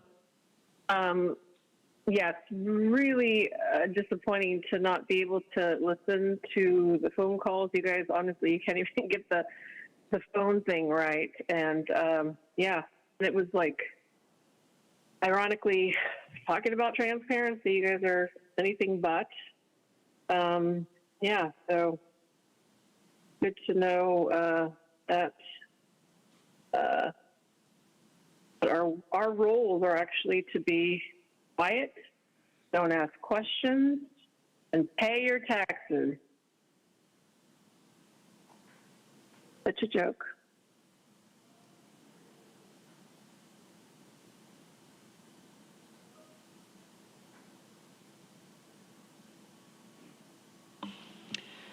Thank you. And Chair Lawson-Remer, that concludes public comment on this item. Okay, thank you all very much. I'll just make a couple opening remarks. We've had a long couple days, so I'll keep it short. I think we have spent the last many months very focused as a board on how do we really make county government work better for the people that we're here to serve and that government is here to serve. And this is one more item in that vein that really tries to ensure that government is accountable to voters and that we, as not just elected officials, but also all the senior leadership that works here at the county is oriented towards serving the public, and that public interest comes first. So this item has two parts. The first is extending the post-employment lobbying restriction to 2 years. And the second, which I think is really interesting and is really trying to get ahead of the curve on some of the dangers we're seeing emerge in other places, is barring county officials from insider trading and betting on futures market platforms like Kalshi and Polymarket. Right now, we don't have any kind of ordinances prohibiting gambling with insider information on prediction markets, and this is definitely becoming a bigger problem. We haven't seen any instances of this happening here at the county, thank goodness, but I always think it's better to have rules in place before something goes sideways instead of putting rules in place after things go wrong. We've started to see some of this emerging at the federal level. An Army soldier was charged in April for making more than $400,000 on Polymarket, betting on U.S. military actions using classified information. I think the most interesting one, most recent interesting example of this was the teleprompter operator who used his knowledge of what Trump was going to say in his State of the Country, State of the Union, to make about $100,000 on prediction markets, which of course he knew what was going to be in the speech because he was the teleprompter operator. This does not seem right.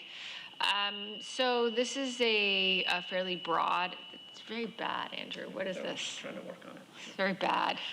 Maybe I turn, what? Is that better? A little better? Can people still hear me? Okay. This board letter would give broad latitude to staff and to legal counsel to come up with guidelines that make sense, to really figure out which employees should be covered. It's probably not everybody. We kind of got to think about what's the right level of seniority. So that all that work needs to be done, but this just gets the ball rolling and comes back with options. So with that, I'd like to make a motion. And if anyone has any comments. Please, Supervisor Geary. Thank you. I'm happy to second. I think that, the examples you gave, those are the ones we know. Obviously, it's completely unacceptable, and I agree that we should be proactive rather than reactive, and, implement this policy is good governance, so I support it, and I'm happy to second. Thank you. Any other comments? Before the ordinance goes into effect?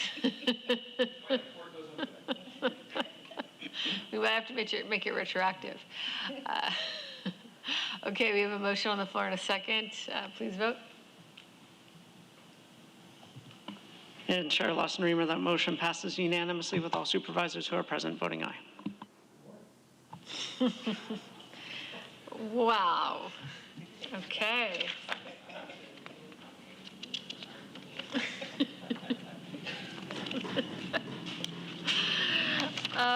Item 31. We now move on to discussion item 31, receive an update in the development of the Behavioral Health Wellness Campus, appropriations, and CEQA.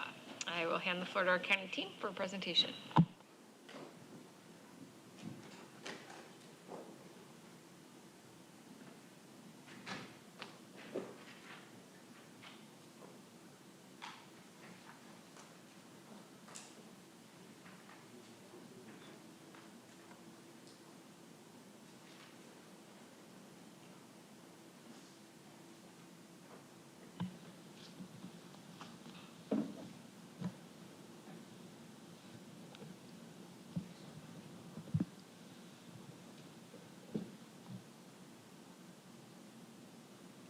There we go.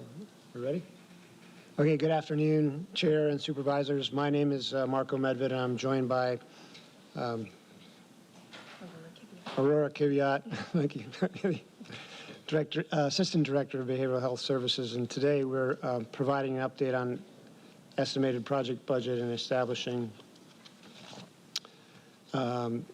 additional appropriations for the county's new Behavioral Health Wellness Campus. This action also requests confirmation of the project's statutory CEQA exemption. The Behavioral Health Wellness Campus will be developed in the Midway District on Rosecrans Street, adjacent to an existing San Diego Psychiatric Hospital. It is the site of the former Health Services Complex, which is slated for demolition this coming spring. And the Wellness Campus will occupy about 8 acres of the roughly 12-acre property.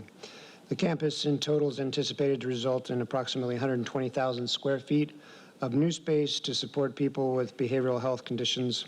I'll now pass it on to Aurora to discuss the programming details. Thank you, Marco. The campus will add 210 new treatment slots and beds across 3 new buildings.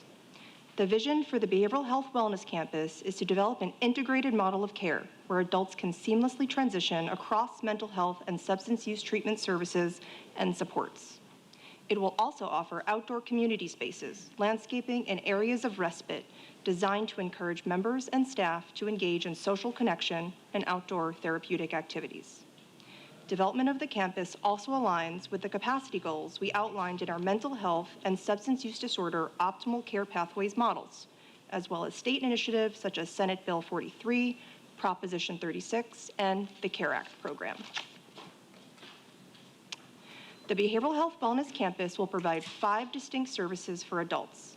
First, there will be a 20-recliner crisis stabilization unit, or CSU, which will provide immediate short-term care for people experiencing a behavioral health crisis for up to 24 hours. Second, a 40-bed mental health rehabilitation center will support members with the most challenging needs, allowing them to transition from hospital settings, including our own psychiatric hospital, to a more appropriate level of care. Third, a 30-bed social rehabilitation facility will offer intensive, short-term care and peer-based support in a recovery-oriented setting, providing both diversion from hospitalization and non-medical transitional placement for adults being discharged from a hospital. Next, an adult residential substance use program, inclusive of withdrawal management, will include 70 new beds that will provide a safe, supportive environment for adults to live while they receive substance use treatment. And lastly, an outpatient community mental health clinic will add 50 new treatment slots to support members in managing their symptoms long-term, including co-occurring conditions. We anticipate serving over 22,000 people each year within this campus. Services will be funded through an array of funding sources, including Medi-Cal, Behavioral Health Services Act, and Behavioral Health Realignment. The total project budget is $240 million, comprised of state grant funds, program revenue, and bond financing. Behavioral Health Services was awarded $99.5 million of grant funding through the State Behavioral Health Continuum Infrastructure Program, or BCHIP. The BCHIP grant funds must be spent within 5 years of signing the program funding agreement. We have also identified $69.5 million in other behavioral health funding to support the project, which includes a combination of opioid settlement funds, behavioral health impact funds, general purpose revenue from the ARPA lost revenue strategy, behavioral health realignment, and patient care revenue. The remaining $71 million of funding will come through bond funding, which will get us to the $240 million project budget. The debt service will be paid for by behavioral health program revenue. Behavioral Health Services will cover the ongoing debt financing costs. Overall, this diversified funding strategy brings together state investment and program revenue to help leverage the state grant funds. Moving this project forward quickly is critical to align with the BCHIP grant timeline. I'll now hand it back to Marco to provide details on the campus's design and construction. Thanks, Aurora. The campus will be delivered using a progressive design build, or PDB method, in which the county selects a single qualified team to both design and construct the facility. This team is chosen based on qualifications and collaborates closely with the county throughout the design to ensure the project meets our needs and remains financially achievable. PDB is well suited for a project of this scale, complexity, and timeline, while preserving county ownership, governance, and policy control. We anticipate strong interest from the design and construction industry. This timeline illustrates the major milestones needed to deliver the Behavioral Health Wellness Campus and meet the state's required completion date of around August of 31. While construction is a significant portion of the timeline shown here in green, the first year is dedicated to pre-construction, which includes procurement, design progression, permitting, and coordination. The demolition of the former health services complex on the project site will occur in the spring of 2027, with the site turnover to the builder at the start of 28. Overall, the schedule reflects a disciplined and achievable path forward, one that balances thorough planning and design with the urgency required to preserve the county's $99.5 million state investment. Today's requested actions will initiate the formal procurement process to deliver the Wellness Campus. First, we ask the board to confirm that the procurement action is not a CEQA project and that the Wellness Campus qualifies for the statutory CEQA exemption provided for under the Behavioral Health Continuum Infrastructure Program legislation. Next, we ask the board to direct the Director of General Services and the Director of Behavioral Health Services to continue their work on the development and construction of the Wellness Campus in compliance with all laws and BCHIP grant requirements. And lastly, we ask the board to establish additional appropriations of $22.3 million in the BHWC capital project account to include $2.9 million in opioid settlement funds, $15.6 in BCHIP grant funds, and $3.8 in behavioral health realignment funds. This will bring the current appropriation up to $35 million, which will cover the pre-construction portion of the development. These actions position the county to begin procurement immediately, maintain eligibility for the state's grant, and keep the project on schedule for completion by summer of '31. Staff respectfully requests approval of these recommendations and is available now to answer any of your questions. Okay, any questions? First of all, I just want to say amazing. This is great. This is just, I'm over the moon. I think this is really incredible. I can't believe we won the money. $100 million from the state, that's huge. And I think it does reflect the work we've been doing as a board and as a county, all hands on deck for the last 6 years to really try to move the needle on our behavioral health strategy. And we came up with a vision of what we needed for a community that was compelling enough to rise to the top of the heap in the statewide competition, and willing to put our own skin in the game to leverage those resources. But it's also really the vision and the leadership around the care before crisis model that I think has allowed us to be in a position to build this campus. So good work to all. This is amazing. I'm happy to move the item and second. So we have a motion and a second, and I'd love to turn to public comment. Thank you, Chair Lawson-Remer. We have 10 requests to speak on this item, 1 in person and 9 requesting to speak by phone. Also note for the record that we received 2 e-comments. One of those was in opposition. For any individuals that requested to speak on item 31 by phone, please dial into the conference line using the instructions that were provided to you. I'd like to invite forward allegedly Audra. You have 1 minute to address the board. Yeah, there's not even going to be 10 people. This has been interesting to watch this come into play as you talked about for years, the anticipated need for behavioral health workers, 19,500 of them when there was 19,000 employees. To having you guys sit here and talk about changing our behaviors, and I've had the opportunity to go into these courts and observe them, and it's very disturbing to see what happens because these people are totally sedated, and there's people determining whether or not they can be restored, whether or not it's in the interest of justice to restore these individuals.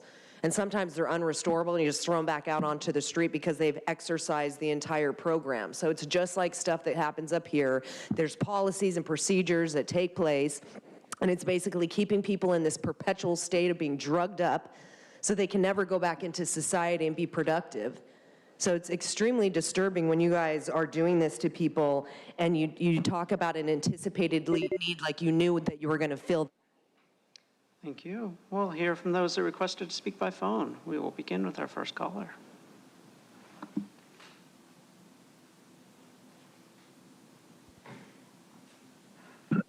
All aboard.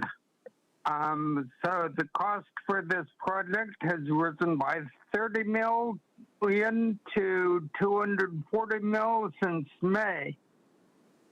I mean, just a few months. And this is for additional improvements only, not inflation. Wonder what the final will be. The state's contribution money is 99.5 million. The county's share would now be 22.3 mil plus 12.7 mil that's already appropriated. Not sure where the other 105 mil would come from, but I sure hope that the cost doesn't go up by 30 mil every 3 months.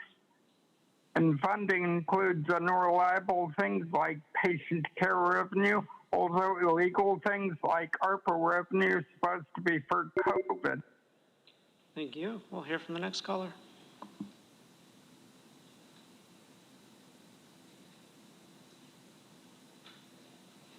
Good afternoon, Board of Supervisors. Thank you for this item, and thank you for your attention to behavioral health needs.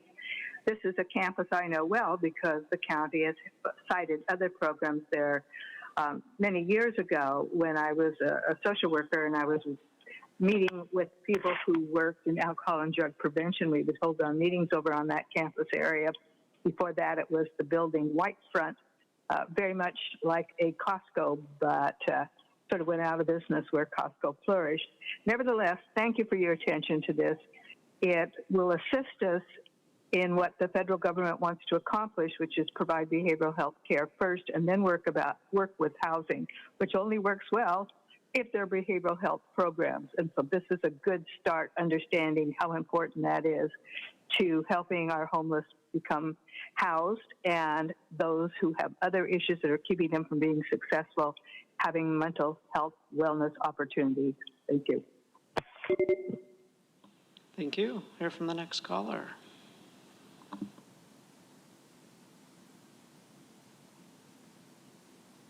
Truth, Tara, sounds like there's a new county hotel for you to stay at.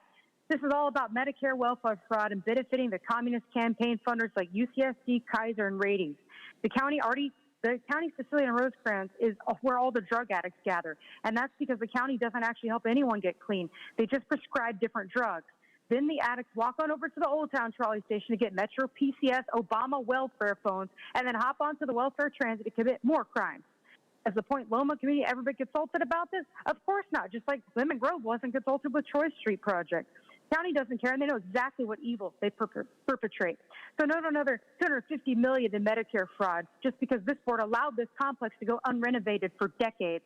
And especially note using $2.9 million in settlement funds if the county's going to allow more opioids to be prescribed. As far as who needs these camps, oh, Tara, how many times have you gone to bars, gotten drunk, and waved your badge around? Whoa, might want to plead the fifth on that, you BHS nut job. Thank you. Thank you. On to the next caller.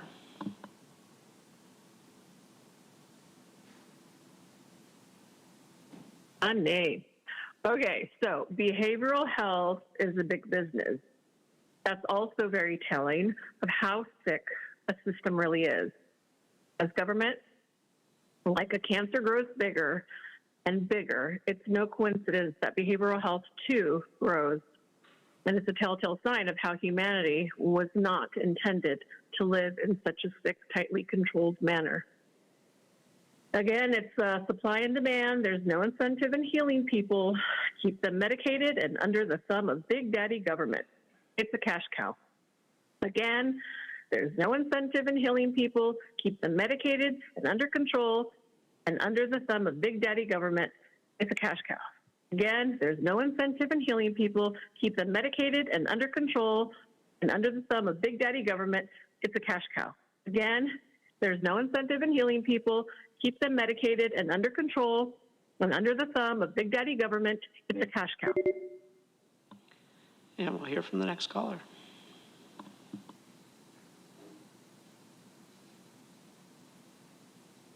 Good afternoon. My name is Becky Rapp, and while I'm in support of expanding behavioral health facilities, I'm concerned about the decision made earlier to expand the marijuana industry, as it seems contradictory when we know marijuana increases the risk of mental health issues. The CDC is very clear that marijuana is not harmless. The CDC states that people who use marijuana are more likely to develop psychosis, including hallucinations, paranoia, and long-lasting mental health disorders, including schizophrenia. The CDC also reports that approximately 3 in 10 people who use marijuana develop cannabis use disorder. So as the county calculated the potential behavioral health costs associated with expanding access to high-potency marijuana, we are discussing a $240 million behavioral health wellness campus. Are we building enough capacity to meet the behavioral health needs that our existing population has? And have we evaluated whether expanding marijuana availability could increase demand for psychiatric care, substance use treatment? Thank you. Hear from the next caller.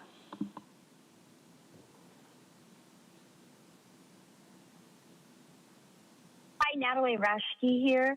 The mental behavioral health that's going on as right now, a lot of it has to do with how long people have been out there being homeless. There is enough housing. Is it affordability or what the stress that we're putting on the public of becoming unhoused again? I'm watching a man deteriorate that takes care of his family and was taking care of his family before COVID, which created a homelessness issue. HUD and the federal government created this mental illness that they are trying to fix. And do we even have enough doctors that are qualified to work in these hospitals? Are we going to give them the mental health that they need could work in these mental hospitals or for this expansion? Is anyone going to be qualified enough to work? Thank you. Thank you. And we'll hear from the final caller.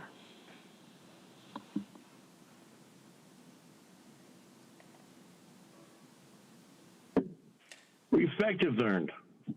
And if you guys expect me to go ahead and treat you guys with respect, then you guys need to treat people with respect. You can't go ahead and demonize the president or the federal agents because you don't like the fact that they're removing the criminal element out of the city that the people want removed. We want some guardrails. You're not providing them. So what? I get pissed off at you for that, so then that gives you justification to throw me in this network that will go ahead and try to drug me out? Because I don't agree with you. And you're unwilling to go ahead and have a conversation about this. I mean, hell, you're turning your back on Andrea Ebbing and letting them kill her. And you're not willing to go ahead and take a look and see the medical care that she needs. You will not go ahead and make sure she gets under your care. Thank you. And Chair Lawson-Remer, that concludes public comment on this item. Okay, thank you. Do any of my colleagues have any comments? Great, we have a motion and a second. Please vote.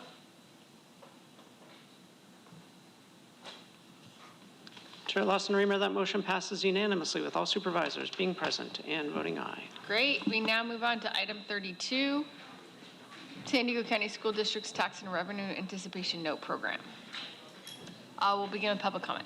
Thank you. Before we begin public comment, I'd like to note that this item presented for consideration today seeks adoption of a resolution authorizing school districts within the county to borrow funds and approving the execution of the Series 2026A San Diego County Schools Districts Trans Program on behalf of participating districts. The county has historically issued annual tax and revenue anticipation notes, or TRANS, on behalf of local school districts participating in the San Diego County School District Notes Program to help those school districts manage their cash flow needs. The repayment of these notes is the responsibility of the participating school districts. At this time, there are anticipated to be up to 8 participating school districts borrowing an aggregate amount not to exceed $195,750,000. Subject to your questions, that concludes the comments on the record. We have 9 individuals requesting to speak on this item, 1 in person and 8 requesting to speak by phone. We also received 2 e-comments, 1 in opposition and 1 neutral. For the individuals that requested to speak on item 32 by phone, please dial into the conference line using the instructions that were provided to you. We'll begin with the in-person speaker. I'd like to welcome allegedly Audrey. You'll have 2 minutes to address the board. I don't know that I would call this the trans program for children. Is that smart? I mean, we are transing kids at school. I mean, we're encouraging them to chop off their genitals at a very young age and put hormones into their bodies because that is equitable and safe and healthy. It's health care. Just like ripping a baby apart limb by limb is health care, right? It's good. I mean, like if I rip somebody apart limb by limb, I wonder if the police would accept that I'm saying it's health care. I'm just, you know, they're just really not useful in life, so I just want to get rid of them. We should be defunding schools. They are indoctrination centers who sexualize children. We're teaching them about anal sex and incest, so it's like if they wanted to go sleep with their dad, they totally could. Those are the things that are being taught in schools, Tara, and I'm talking about funding, and I don't think that we need to... Thank you. That is not pertinent to this topic. So this is the tax revenue anticipation note. So this is specifically about, not about expenditures, it's about revenues. So you can talk about revenue generation, but not about expenditures. Everything you've been talking about so far is about expenditures. So no. So you can go ahead and let her speak again. But please Thank make you sure your for not comments are encroaching on my First Amendment when I'm talking about money going to schools, right? They're going to borrow money where children are being indoctrinated and taught about anal sex, butt beads, things like that. Those are the things that children are learning in school. She's forfeited her time. And it goes The speaker has forfeited her time. We'll now hear from the individuals that requested to speak by phone. We'll start with our first caller. You just can't cut me off.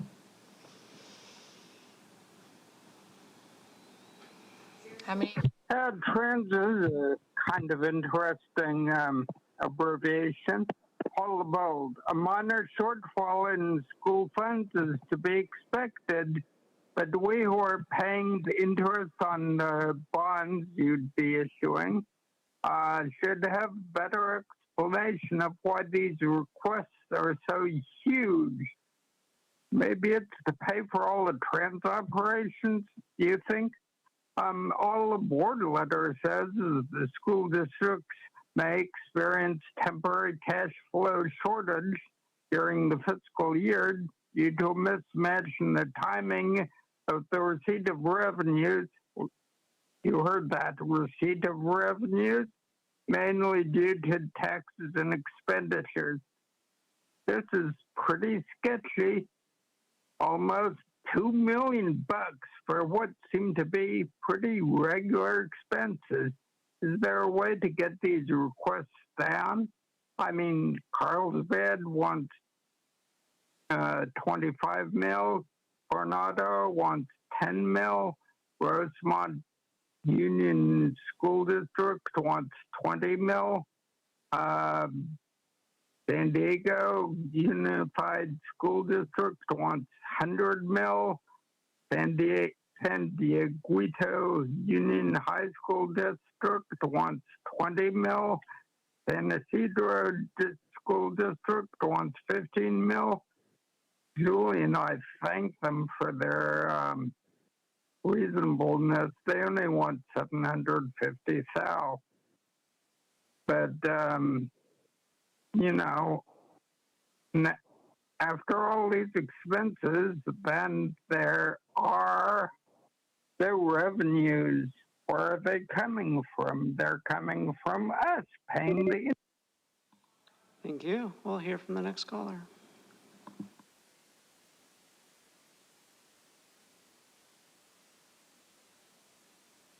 You know, it's so crazy. So many of your different avenues of money and all that stuff correspond with the ACLU and the groups that they partner up with and the ones that they defend. It's kind of like a big criminal, organization running shit. And it makes sense for the fact that they defend the 1982 fraud that took place and any measures that tries to go ahead and investigate whether or not it's still happening today. They'll be the first ones to tell you, you better not say a word. Which explains why you went ahead and filed a restraining order instead of answering my question, Tara. And if you want to go in and say it had nothing to do with you, then why are you trying to enforce it? Why is the board members trying to enforce it when I'm asking you guys to do your job? And look into it. I'm giving you credible information, and you're choosing to go ahead and silence me, much like you've done with Andrea Ebbing, which was highlighting the fraud that has been found in Arizona, which equated up to $2.4 billion. Please pause the speaker's time. So as I had said earlier regarding this item, this is an item regarding tax and revenue anticipation note for school districts. So your comments, they did begin speaking about schools, but no longer are speaking about neither schools nor revenue. So you can go ahead and speak about tax and revenue anticipation notes as they pertain to county schools. If your comments are not on that topic, your time will be forfeited. You can begin this time. Absolutely. As I said, ACLU, which controls both you and Monica, both of you worked with them before you started doing the political atmosphere, where you pushed their agenda, and you're continuously doing it today. You can pause and his forfeit his time. That is not on topic. Do we have another speaker in the queue? We do. We have 4 more speakers in the queue. Okay. Go to the next caller.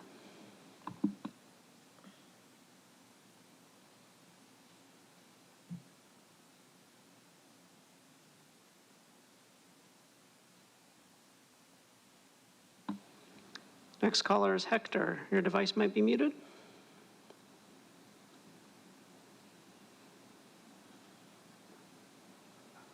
And we'll come back to you. Oh.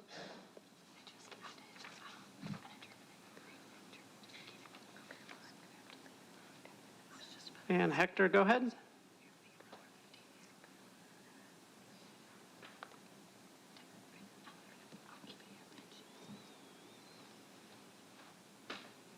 And we'll come back to Hector.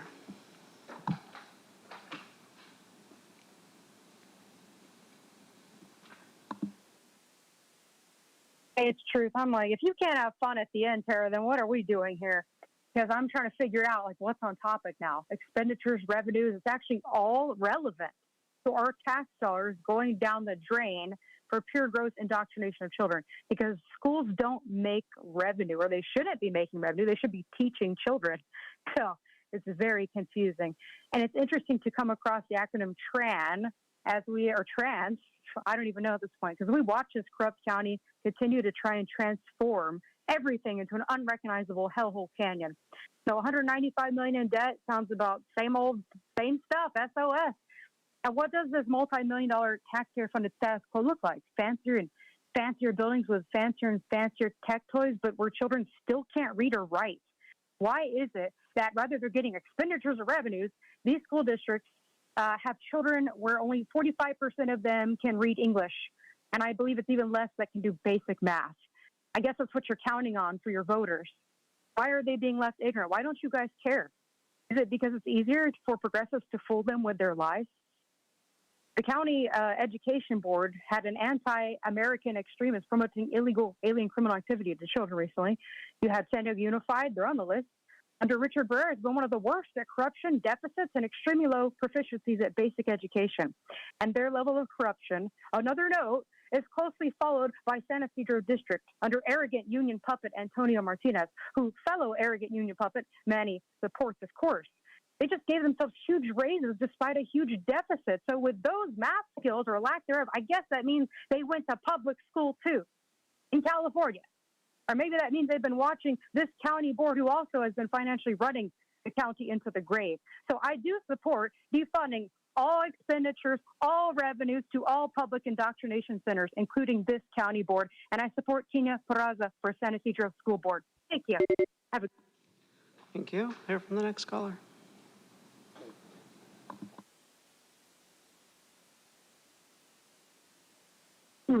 Amen. I agree with the previous speakers. Yeah, and I am and will be on topic. Just to further elaborate on the indoctrination, you pay tuition, check this out, to remove your intuition. A graduation is a gradual indoctrination. I got more. I'm becoming more convinced that those of us who struggle to listen at school are just instinctively tuning out the programming.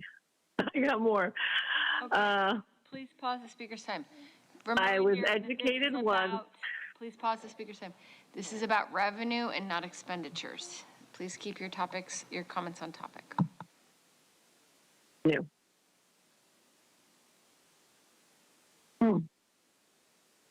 Okay. Am I unpaused?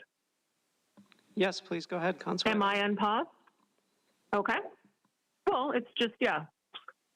It's just contributing to the perpetuation of the little worker bees to like the Rockefeller system, keep them schooled under the indoctrination. Don't teach them how to overthrow their government, heaven forbid. Just keep the little worker bee slaves. That's truly all I have to say about this. But I have more I can read if you're not going to interrupt me, Tara. Imagine if schools actually helped kids identify their strengths by exploring their talents from a young age and growing their skills over the 12 years instead of letting them all follow the same routine and leaving them confused in life after graduation, and then they have to work for government. Because you know you guys all did that. The little worker bees. Dorks. I'm done. Thank you. We'll hear from the next caller.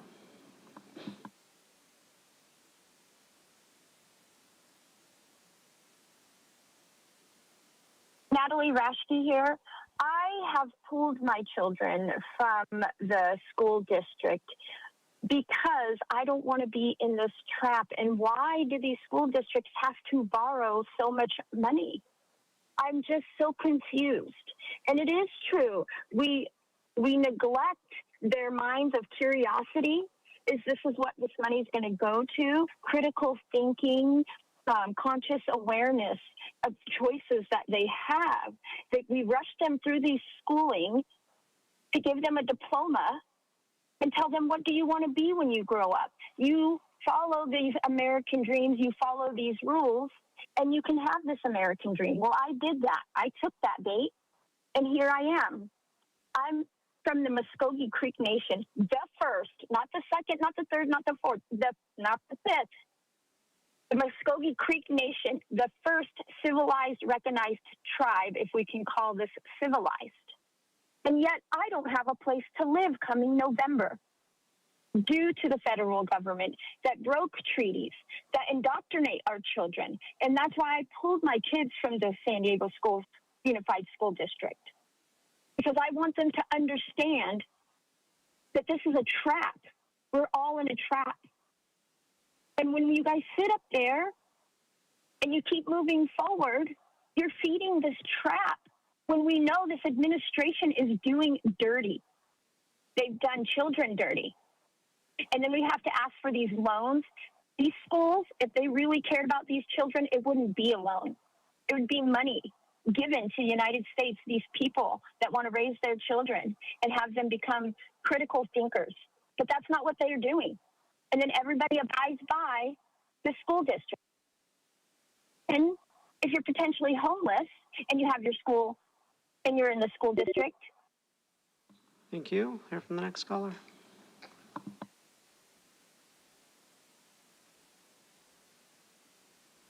Hi, Blair. Thanks for the meeting today. I heard something of the work you were doing yesterday, and it's nice that you guys are back. I'm here too. I'm kind of listening in and out to the last parts of the meeting today. I just wanted to say hi. I'm here, I'm around, and good luck how you can be working on this item and finding the differences between revenue and expenditures.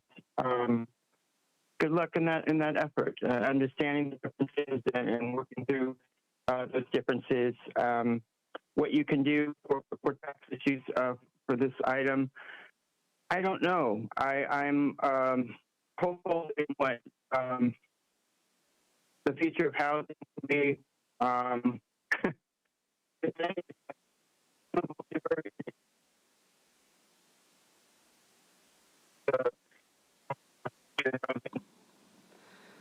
Blair, it sounds like your cell phone is having a connection issue.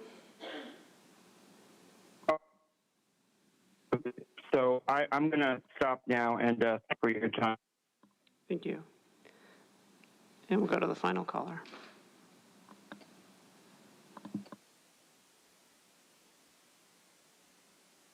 Well, hi, Hector here. Hey, I wish you guys would go Zoom calls. I've been trying to call in for the last few hours, and I keep getting weird things on the phone. And I just got through, the other lady called me. And so I have been trying to get in. I did the list, but a Zoom call would be a lot better. You wouldn't do your phone and just be on the internet and stuff. But I'm for the schools, but I'm for like school choice. I think you should give, as a taxpayer, 37 years for the county, I want to get reparations. How the kids have turned out. I want my money back. You know, come on. Paid all these taxes 37 years, and this half the kids at 25 can't even add. 7 plus 5 plus 4 times 3. They don't even know what you're talking about. You know, it's ridiculous, man. We should give you guys if you guys graduated college the last 20 years, you should get a spelling test. and a math test. See if you guys can add, because it's ridiculous, man. So on the school bond, I don't know, bond it for school choice, so people can just educate their own kids and get paid for it instead of paying competition in the school system.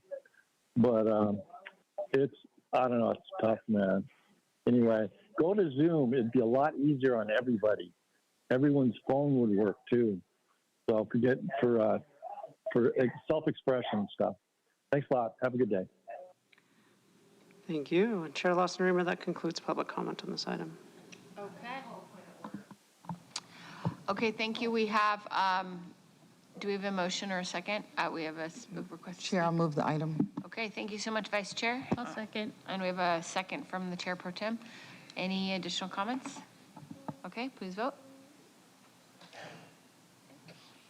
Okay, thank you very much. That motion passes unanimously with all supervisors being present and voting aye. Sorry to jump in front of you, Andrew. Okay, I want to go backwards. Our colleague, Supervisor Anderson, was dealing with a fire at his house, which is very scary, and so he missed voting on item 30. So he's wondering if there's any way for him to register a vote at this time. Motion to reconsider. Yeah. So I think the lobbying one, it was 4-0, so it was unanimous for all present, but he wasn't present because he got notice that there's a fire at his house. So, Jim was taking bets on how you're going to vote on the item. That's clever. But it already passed, so you're in danger zone. You better submit that question to council. Okay, so I think procedurally the way we would do this is one of the four of us could make a motion to reconsider. If the motion to reconsider passes, then we would all vote again. Okay, we have a motion, a second to reconsider. Please vote.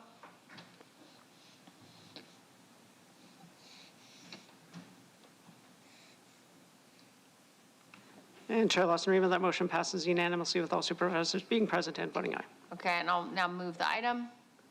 And I think Supervisor Geary had seconded the first time if she wants to do so again, or anyone else.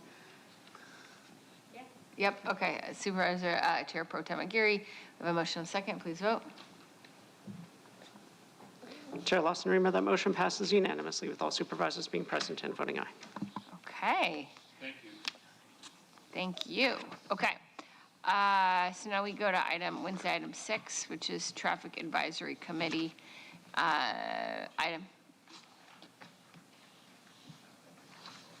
We'll start with public comment. And after this item, the only item remaining is an adjournment. So let's go ahead and get moving on the traffic advisory item. Thank you, Chair Lawson-Remer. We have 8 requests to speak on this item, 2 in person, 6 requesting to speak by phone. We also received 1 e-comment in support. For any individuals that requested to speak on item 6 on the land use legislative session agenda, please, by phone, please dial into the conference line using the instructions that were provided to you. We'll begin with the in-person speakers. I'd like to invite forward Cesar Javier and allegedly Audra. You'll have 2 minutes to address the board. And I'd like to call a point of order because you were just violating my rights, discriminating against me, letting everybody speak about expenditures and revenue and whatever they wanted to say, and you targeted me, which is an ethics complaint. I understand. I called a point of order. That's not something that you can do. So you can go ahead and speak on Traffic Advisory Committee, item 6. If you have a concern about how the meeting was run, you can go ahead and do so with the clerk. Okay, please continue. I'm going to be happy to do so. Okay. Yeah, and your traffic advisory committee, here we are. You're going to get more revenue because you're going to lower the speed limits so that you can go and, give people tickets when there are plenty of other crimes that are being committed. And it's like, that's any way you guys can make money off the backs of people is absolutely ridiculous. And I feel like if we're concerned about, the environment and things like that, are you going to implement something for the bugs that get killed on the windshields of cars for an equitable, what are we going to do about that? because we're saving gnat catchers and different things like that. I'm wondering when there's going to be equity for bugs that go on the windshield and splatter. They're always in the crosshairs. So, I mean, let's get people out of their cars a lot quicker, pull the Band-Aid off, just get people walking. Why don't we just ban cars? I mean, that's where we're going, right? We're changing people's behaviors so that they can get out of their vehicles so that we can save the planet. Isn't that the whole point of this? It's our climate action plan, right? So I'm wondering when we're going to have equity for the bugs that get killed on windshields. Is that going to be something you guys are going to implement? Is there no revenue in that? There could be. I mean, you could start counting bugs on people's cars and say that they owe you money for killing them. You know what I mean? For engaging in bugicide. You know what I mean? It's good. It's so sad because your baby doesn't even want to be near you, Tara. You know what I mean? You go outside and you don't even like hold her. She's just sitting there with some nanny. Then you want to put her next to your tit and she's like crying, like, get me out of here. It's pretty sad. We'll now hear from the individuals that requested to speak by phone. We'll start with our first caller.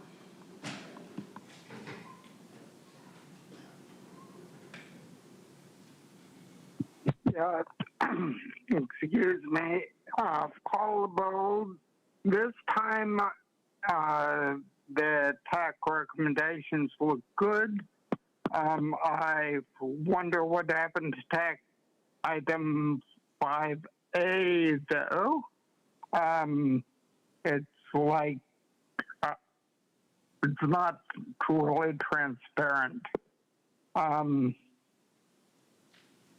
mean, I wonder if you just ignored it, if it was a bad recommendation, and maybe you didn't even bother to present it to the public, like so many other things. And, oh, Tara, next time, please read the agenda item, the board letter. The board letter for the last item that you disciplined Audra and Consuelo on clearly said revenues and also expenditures right in the first paragraph, so it's not hidden even. So please read those carefully. This is the last time I'll be warning you about that. Thanks. We'll hear from the next caller.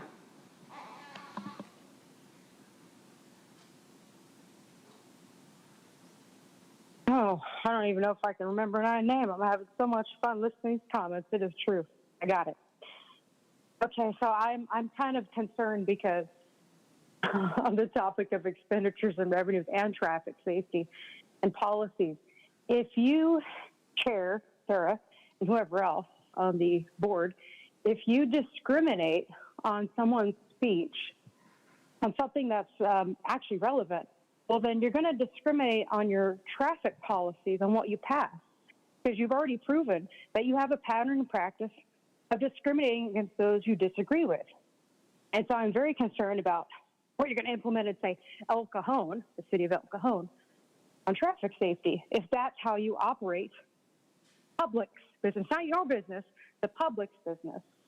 And, sorry, I've got exercises, but not only that, I really want to say that Sarah and Willa, you guys suck, and so does Allison Snow. Thank you. Monica's okay. Thank you. And we'll hear from the next caller.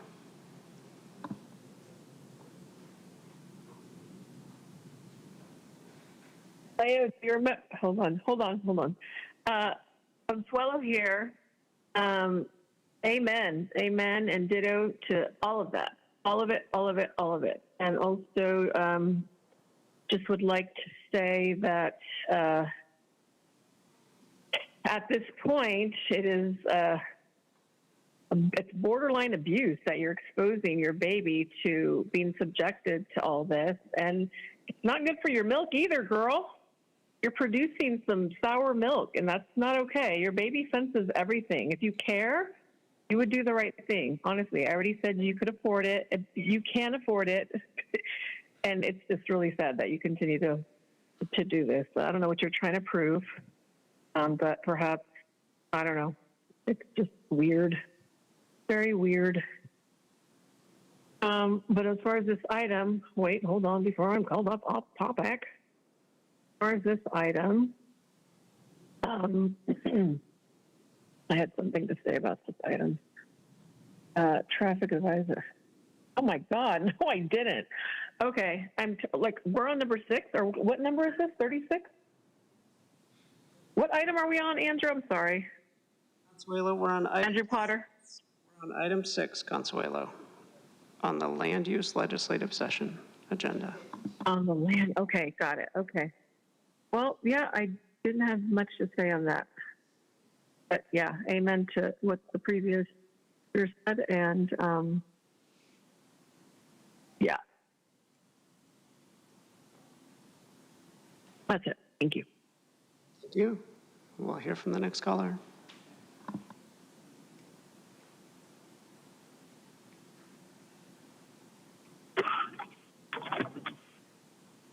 It's very hard to go in and explain a complicated problem to you in a very, very short period of time. Everything I said was relevant if you gave me enough time to go ahead and have a conversation, but clearly you don't want to have a conversation. I mean, you needed to get like another 2 lawyers last time you talked, the one and only time you talked to me, Tara. I found that funny. I mean, you promised. The item before us is 6, Traffic Advisory Committee on the Wednesday docket. Please ensure your comments are relevant to that item. If they are not, you will forfeit your time. Electric cars, I get that. And my question is, if we're going to be pushing to electric cars, can we go with graphene batteries? I mean, they're better for the environment. We could put them out with water. If we're going to go ahead and push something like this, why don't we go ahead and do something that is pro-green? I understand an African-American kid at the age of 17 submitted this as a project in high school. And for some reason, our board members do not want to support a kid like that and get him in the history books. I personally don't understand that. Monica, I would love for you to explain yourself, but you don't think you need to. Right? You're almighty. I'm sorry. I apologize for that. I forgot. You are the person that's going to speak out for these people, but you're not. We could go ahead and generate $254 million in San Diego alone, where you don't need to go ahead and strip us from every penny we own. But not one of you on the board is willing to go ahead and support that kid. His time is forfeited. Thank you. And Chair Lawson-Remer, that concludes public comment on this item. Okay, thank you very much. We have a motion by Supervisor Desmond. Oh, no, we don't. We have a request to comment. Well, in just a second. Yeah, I'm happy to move to approve. I just want to thank DPW for all the hard work on this. I know Main Street and Aviation Road up in Fallbrook that people have been wanting an all-way stop for a while, and now they can all stop and be happy, hopefully. So appreciate all the work, time, and effort on this. Thanks. Okay, thank you very much. We have a motion on the floor. Is there a second? Second. Okay, we have a motion and a second. Please vote. Chair Lawson-Remer, that motion passes unanimously with all supervisors being present and voting aye. Okay, fantastic. Now we move to non-agenda public comment. Then we have an adjournment in memory. And good work to all. Okay. Go ahead. Thank you, Chair Lawson-Remer. We have 8 remaining requests to speak on matters not listed on the agenda. 4 individuals in person and 4 requesting to speak by phone. For those that requested to speak by phone, please dial into the conference line using the instructions that were provided to you. We'll begin with the in-person speakers. You'll have 2 minutes to address the board. Please state your name for the audio record. I'd like to invite forward Linda Love, Gabrielle, allegedly Audra, and Scott Chipman. It's interesting the way you get so visceral when I'm talking about sexualization of children and children learning about incest and anal beads and anal sex and, you know, all of these different things that they can try out with adults and stuff like that, and they're learning that in school. Can you pause the speaker's time? This I is have a not question for County Council. Is this this topic within the board's jurisdiction? My understanding is that the comments must be on subject matters within our jurisdiction, but not on item on our agenda today. That's the category of discussion for Okay. the agenda. So are these comments within our subject matter jurisdiction as a board? That's at the discretion of the chair. Okay. I am going to allow you to continue, but please make sure that your comments are on items within our board's jurisdiction, within county jurisdiction. The jurisdiction. But it's crazy, you're so visceral when I talk about it. It doesn't bother you that it happens. It bothers you that I'm talking about it. Sounds like it bothers your baby as well. Because her own mother thinks that ripping babies apart limb by limb is health care. You don't want me to talk about the things that you guys do, don't do it. You're the ones that are gonna reap what you sow. Talk about karma's a bitch, fuck around and find out, absolutely. Those are the things that you're gonna have to answer to our maker about. And why you don't even care that you guys were collecting everybody's DNA for years. And that's being used against us. Then we have surveillance. We have things like in the Epstein files where people are eating children. And nobody wants to talk about, you guys are trafficking children through CPS and foster care.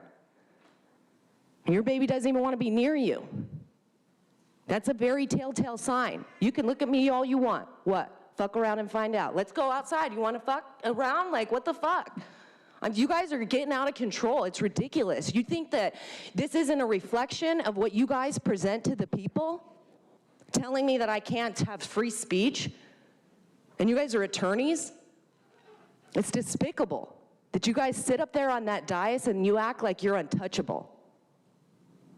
That you can do anything that you want. You take the people's money, you rob them from them, and you virtue signal and gaslight them like you're doing something to benefit them when you're fucking them over. Fuck you guys. We'll now hear from the individuals that requested to speak by phone. We'll start with our first caller.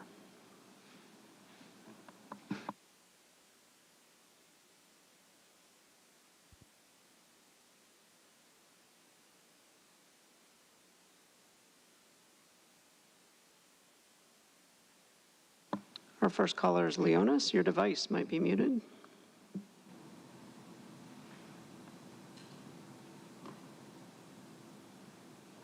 Hello, my name is Leonis, and I don't want the future generation to be told lies.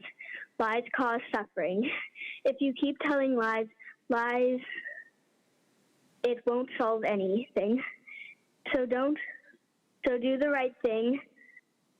Stop acting like you're helping the people when you're not. Telling the truth is better.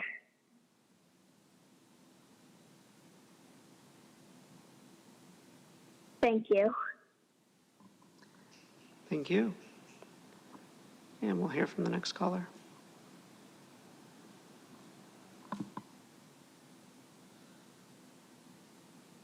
All right, this is Hector. Yeah, I've been reading the paper, and Trump is doing all these border walls into military bases.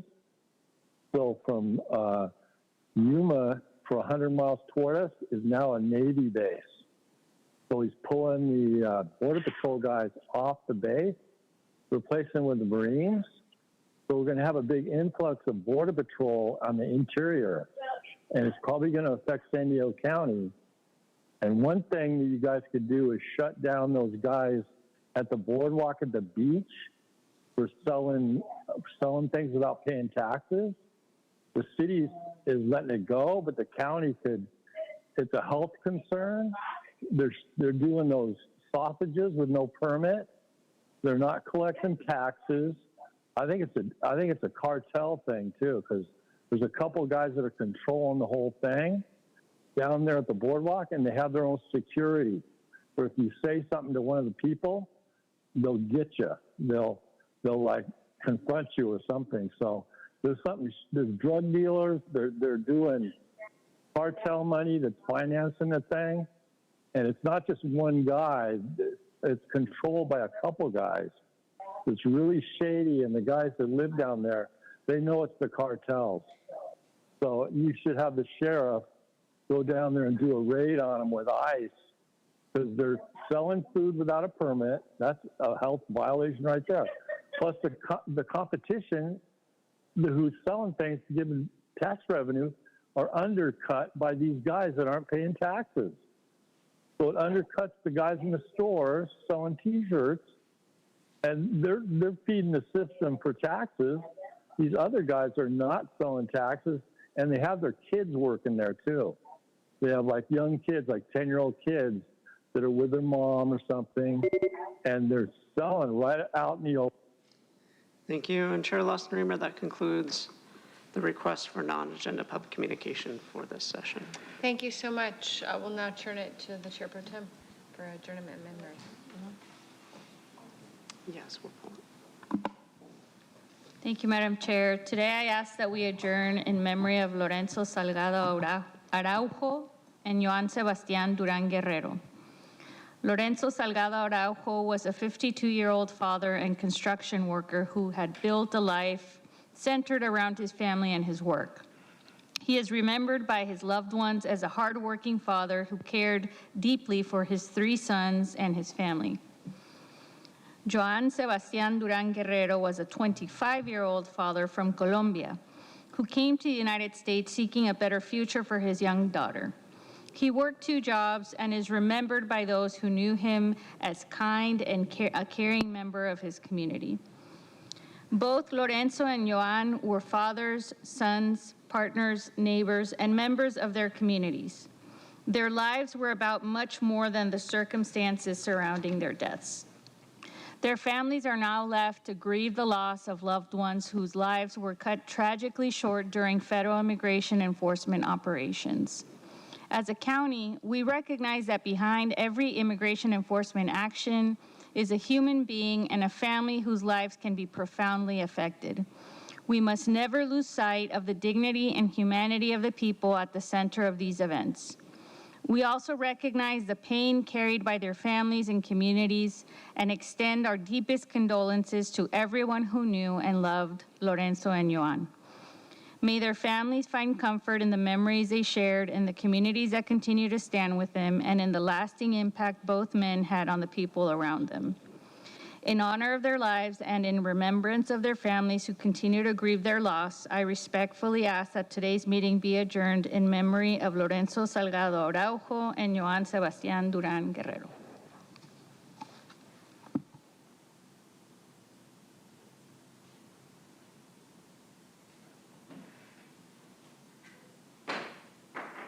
Okay, our meeting is adjourned. Next regular meeting of the Board of Supervisors will take place on Tuesday, September 1st, 2026 at 9 a.m.